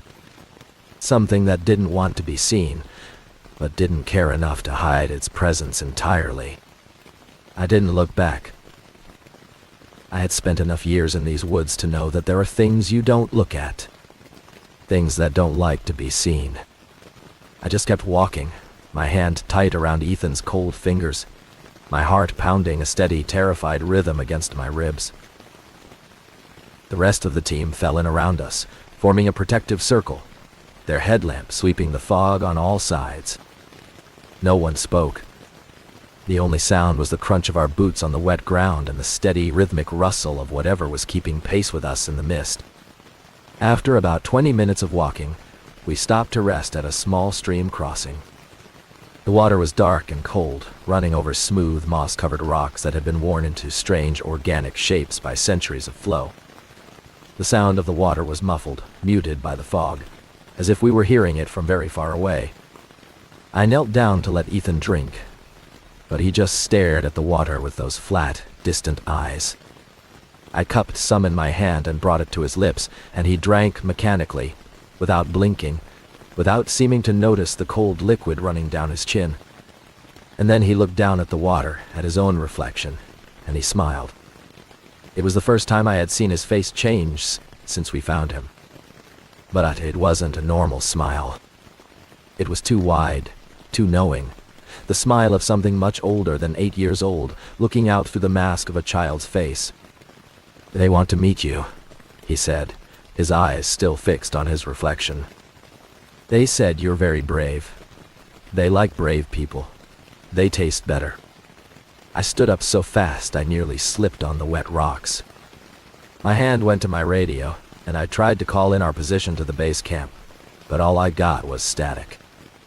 A hissing, crackling wall of white noise that sounded, for just a moment, like voices whispering just beneath the surface of the sound. I could almost make out words, names, fragments of sentences. And then the static cleared, and Diane's voice came through, faint and distorted. "Copy, Angela. Breaking up. Can you repeat your coordinates?" I gave her our position as best I could, but I wasn't sure she heard me. The fog was getting thicker, the light fading fast. We still had at least 3 miles to go before we reached the trailhead, and the sun would be down in less than an hour. We needed to move faster. But the terrain was getting rougher, the ground more unstable, and every step felt like a battle against the cold and the dark, and the growing sense of dread that was coiling in my stomach like a snake. As we crossed the stream and pushed on into the deepening twilight, the forest around us began to change. The twisted spruce trees seemed to lean in closer, their branches reaching for us like gnarled fingers. The fog took on shapes, vague forms that shifted and dissolved at the edges of my vision. I kept seeing things out of the corner of my eye. A tall figure standing among the trees. Its proportions all wrong, its limbs too long, its head too high. A pair of pale lights, bobbing in the distance, moving with a deliberate, intelligent rhythm. A child's hand reaching out from behind a rock, fingers curling in a beckoning gesture. Every time I turned to look directly at them, they were gone. Dave, the hunter, had gone pale. He was a man who had spent his entire life in these woods, who knew every trail and every ridge, who had never once expressed fear of the wilderness. But now he was walking with his rifle in his hands, his finger resting on the trigger guard, his eyes sweeping the fog with a haunted look. "I've heard stories," he said quietly, his voice barely audible over the crunch of our boots. "My granddad used to talk about this place, about the things that live in the fog. He said they were old when the first settlers came over the mountains, old and patient and hungry. He said if you hear someone calling your name in the mist, you don't answer. You never answer. Because if you do, they learn your voice. And once they know your voice, they can call you back anytime they want." I didn't respond. I didn't want to hear any more. But Ethan, walking beside me, turned his head and looked directly at Dave. That too wide smile was still on his face. "Your grandfather was right," he said, his voice still that same flat, calm monotone. "They learned my voice. They said I was special. They said I could be their messenger, their little speaker. And I like being special." Dave stumbled, his foot catching on a root. He caught himself before he fell, but the rifle slipped from his hands and clattered against the rocks. The sound was shockingly loud in the muffled silence of the fog, echoing off the unseen ridges around us. And in the silence that followed, we heard it. A response. A chorus of whispers, dozens of them, all speaking at once, all saying the same thing. Our names. Each one of us, perfectly pronounced in voices that sounded exactly like our own. Night fell on Dolly sods like a hammer. There was no gradual transition, no soft fade from gray to black. One moment we were walking through a world of muted twilight, the shapes of the trees still vaguely visible through the fog. The next moment, the darkness was absolute, a thick, suffocating black that pressed against our eyes and swallowed our headlamp beams almost before they could leave the lenses. The fog itself seemed to glow faintly in the artificial light, a pale, swirling phosphorescence that reflected the beams back at us in a million tiny droplets. It was like walking through the inside of a cloud. We couldn't see more than 5 feet in any direction. We were blind, disoriented, and utterly dependent on the GPS and our radios, both of which were failing. I called a halt. We were off the deer trail now, and I wasn't sure exactly where we were. The GPS unit on my belt was struggling to get a signal, the dense fog and the thick canopy blocking the satellite connection. The screen flickered and glitched, the position marker jumping erratically across the map. According to the last reliable reading, we were still 1.5 miles from the trailhead, but the terrain didn't match the map. The stream we had crossed should have been on our left. Instead, it had vanished entirely, replaced by a steep, rocky slope that I didn't recognize. We were lost. In 22 years of working this wilderness, I had never been lost. But I was now. The team huddled together in a tight circle, our backs to each other, our headlamps a fragile wall of light against the pressing dark. Ethan stood in the center, still humming that tuneless little song, still smiling that vacant, knowing smile. The cold was relentless, a damp, penetrating chill that seeped through our jackets and into our bones. My fingers were so numb I could barely feel the radio in my hand. My breath hung in the air in front of me, a cloud of vapor that was immediately swallowed by the fog. I tried to raise base camp on the radio one more time. This time, I got nothing. Not even static.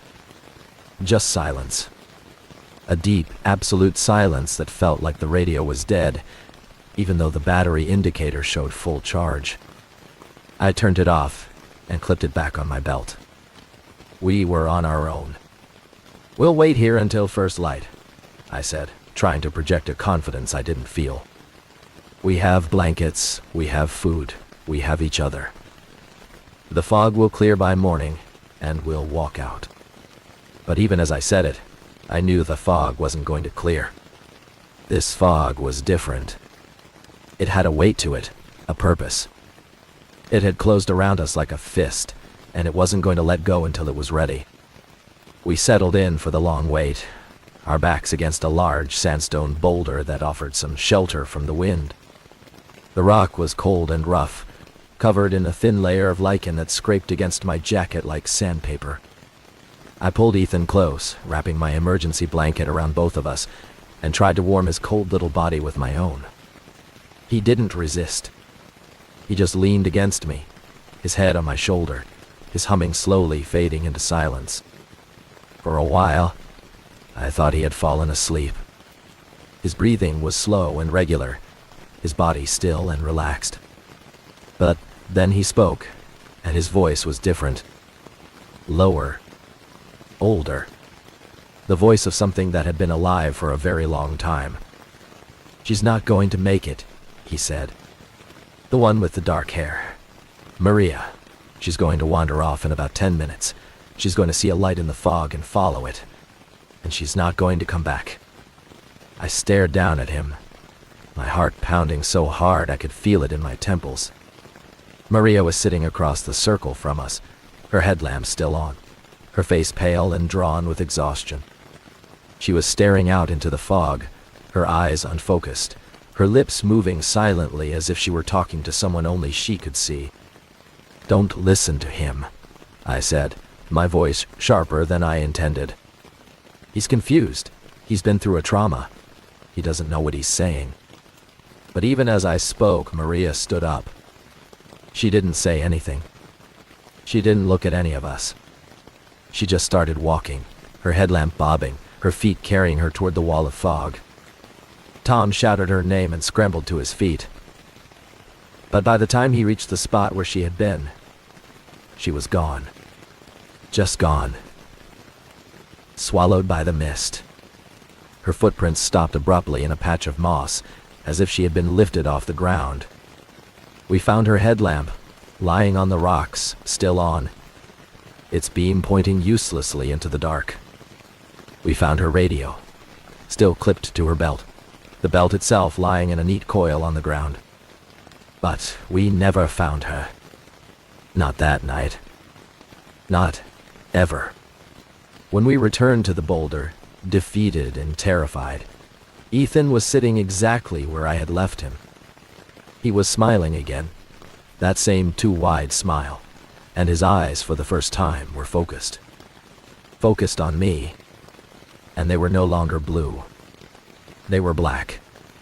Solid, empty black, from lid to lid, like two holes punched through the world into nothingness.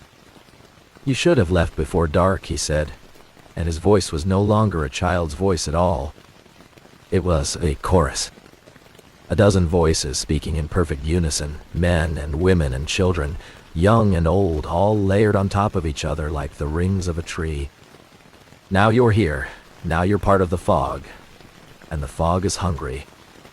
I couldn't move. I couldn't speak. The thing that had been Ethan stood up, the child's body moving with a fluid, liquid grace that no human being, let alone an 8-year-old boy, could have managed. It tilted its head at an angle that made my stomach lurch, the bones of the neck creaking and popping as if they were shifting under the skin. And it opened its mouth, and it screamed. That scream. God, that scream. It was not a sound that any living thing should be able to make. It was the sound of wind tearing through a hollow tree, the sound of rocks grinding together at the bottom of a deep well, the sound of something ancient and patient and utterly without mercy, announcing its presence to the world. The sound seemed to come from everywhere at once, from the fog itself, from the ground beneath our feet, from the air around us.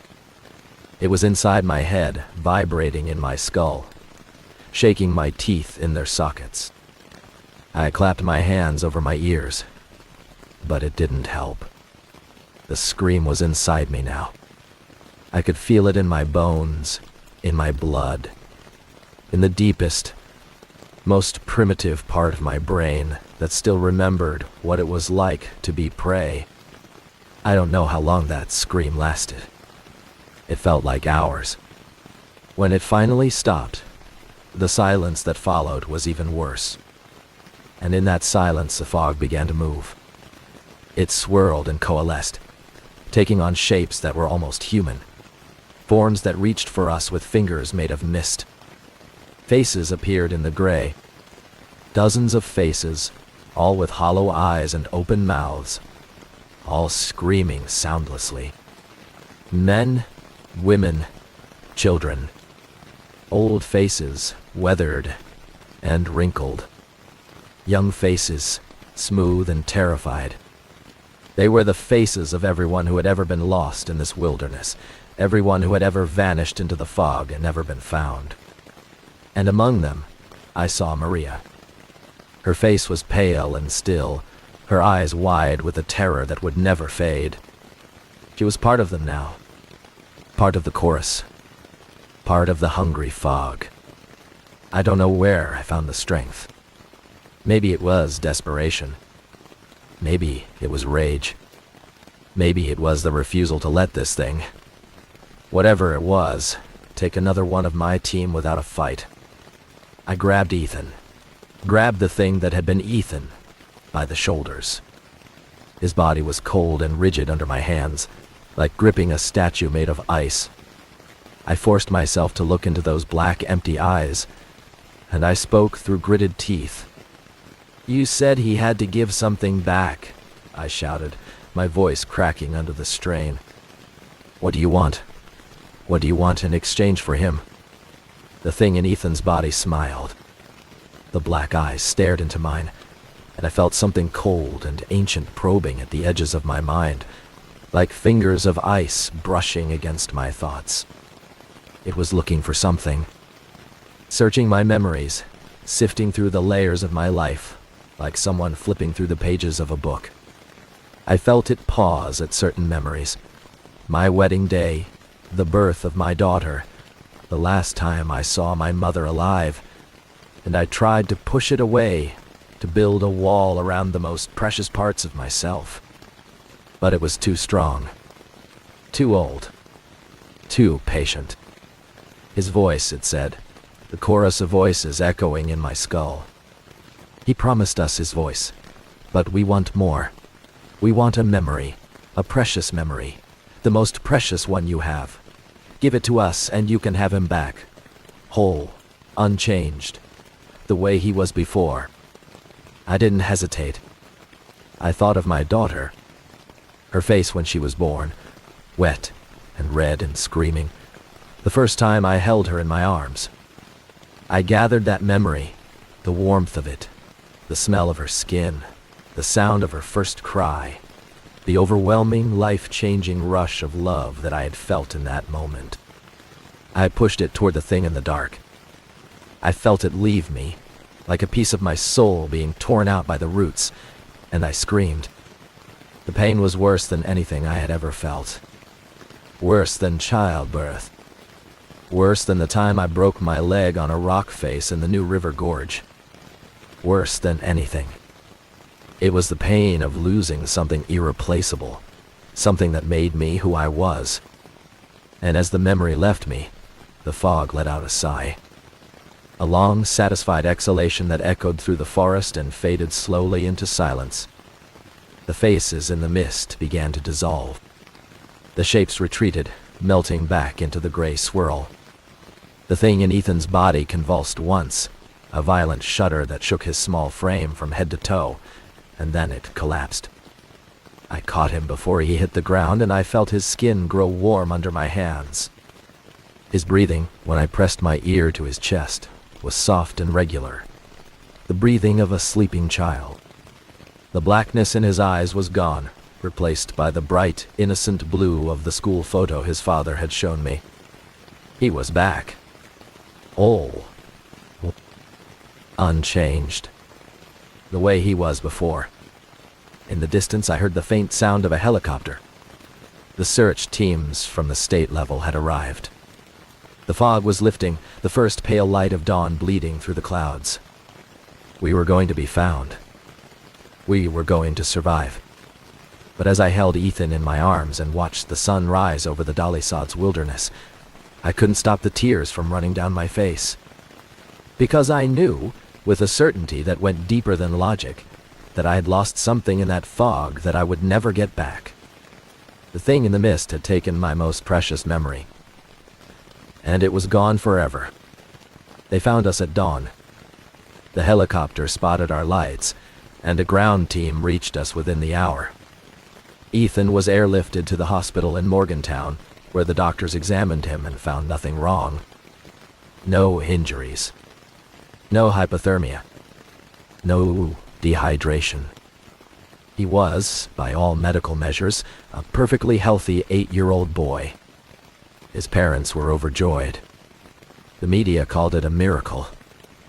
The official report, the one I signed, described the operation as a textbook search and rescue with a successful outcome, marred only by the tragic loss of one volunteer, Maria Santos, who had become separated from the team in the fog and had likely succumbed to a fall or exposure. Her body was never found. That's the official story. The one that went into the files and the press releases and the commendations. But it's not the truth. The truth is something I've never told anyone until now. Maria didn't get lost. She was taken. Taken by something that lives in the fog. Something that has been in those mountains for longer than any human memory can reach. The old-timers who live in the cabins and trailers around dolly sods, they have names for it. The fog walker. The whisperer in the mist. The thing that takes your voice and leaves something else in its place. They'll tell you about it if you ask, but only after they've looked over both shoulders and closed the door and turned the lights down low. They know it's real. They've always known. In the weeks after the mission, I did something I had never done before. I went looking for answers. Not the kind of answers you find in a search manual or a survival guide. The other kind. The kind that are whispered in kitchens and around wood stoves, passed down from grandmother to granddaughter, written in the margins of old family Bibles, and carved into the foundation stones of cabins that have been standing for 200 years. I talked to an old woman named Hazel McCrory, who lived in a trailer on the edge of the wilderness with 3 cats and a wood stove that never went out. She was 92 years old, blind in one eye and half blind in the other, but when I mentioned what had happened, carefully, vaguely, without giving too much detail, she nodded as if she had been expecting me. "The fog is alive," she said, her voice a dry rasp like wind through dead leaves. "It's been alive for a long time. The Indians knew about it. They stayed away from the high places when the mist came down.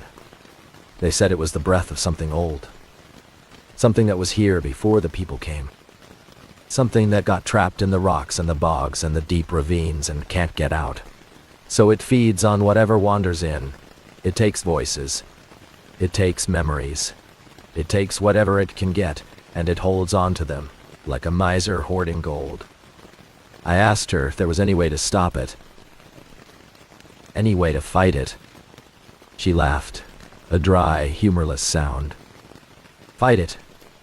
Girl, you can't fight the fog. The fog is as old as the mountains. Older, maybe.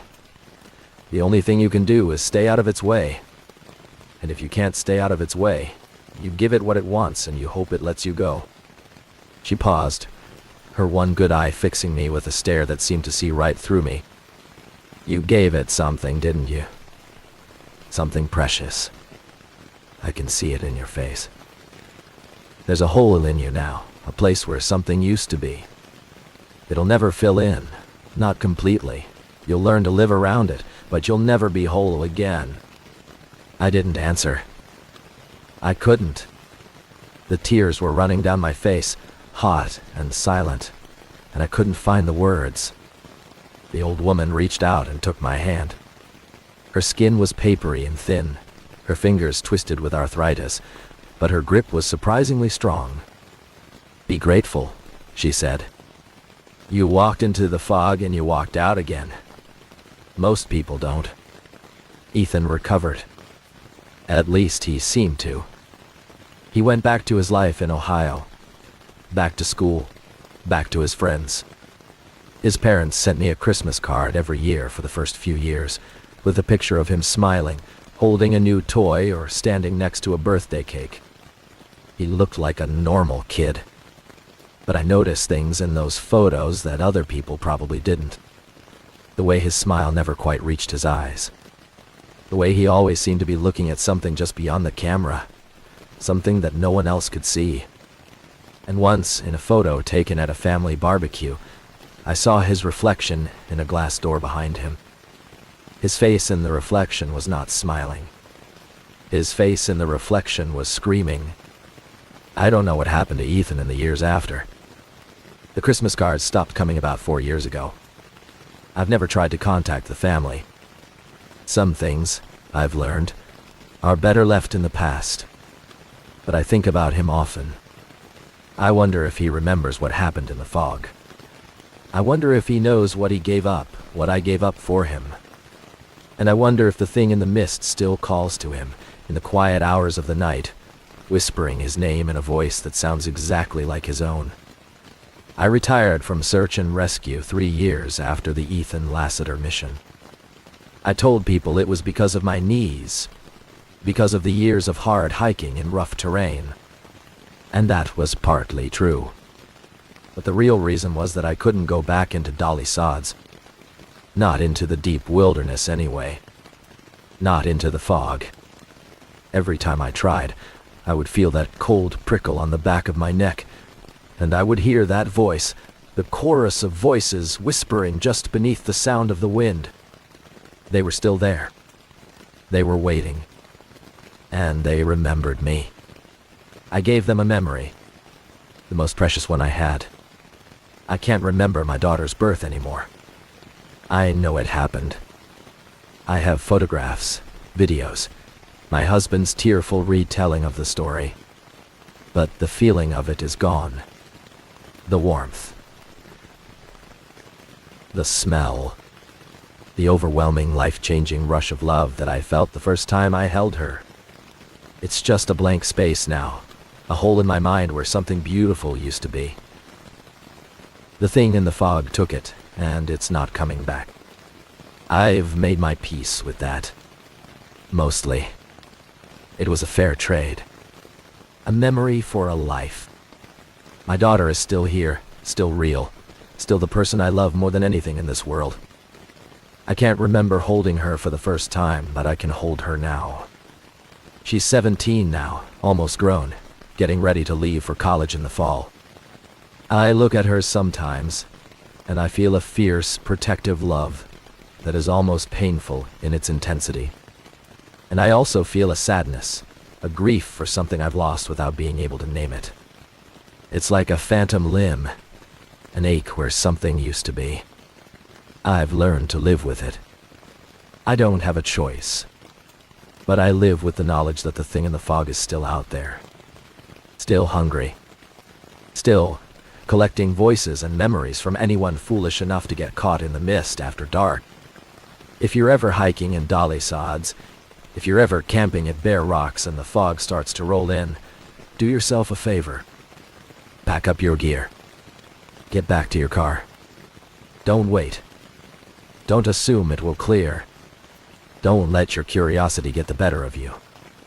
Because once the fog has you, once it closes its cold fingers around your mind and starts whispering your name in a voice that sounds like someone you love, it might let you go, but it will never let you go whole. Something will be missing. Something precious. And you will spend the rest of your life trying to fill a hole that nothing can ever fill. Some of you who grew up around these mountains, who heard the old stories from your grandparents about the things that live in the high places, you probably know what I'm talking about. You know that the wilderness is not just trees and rocks and streams. It's full of things that were here before us and will be here after us. Old things. Patient things. Hungry things.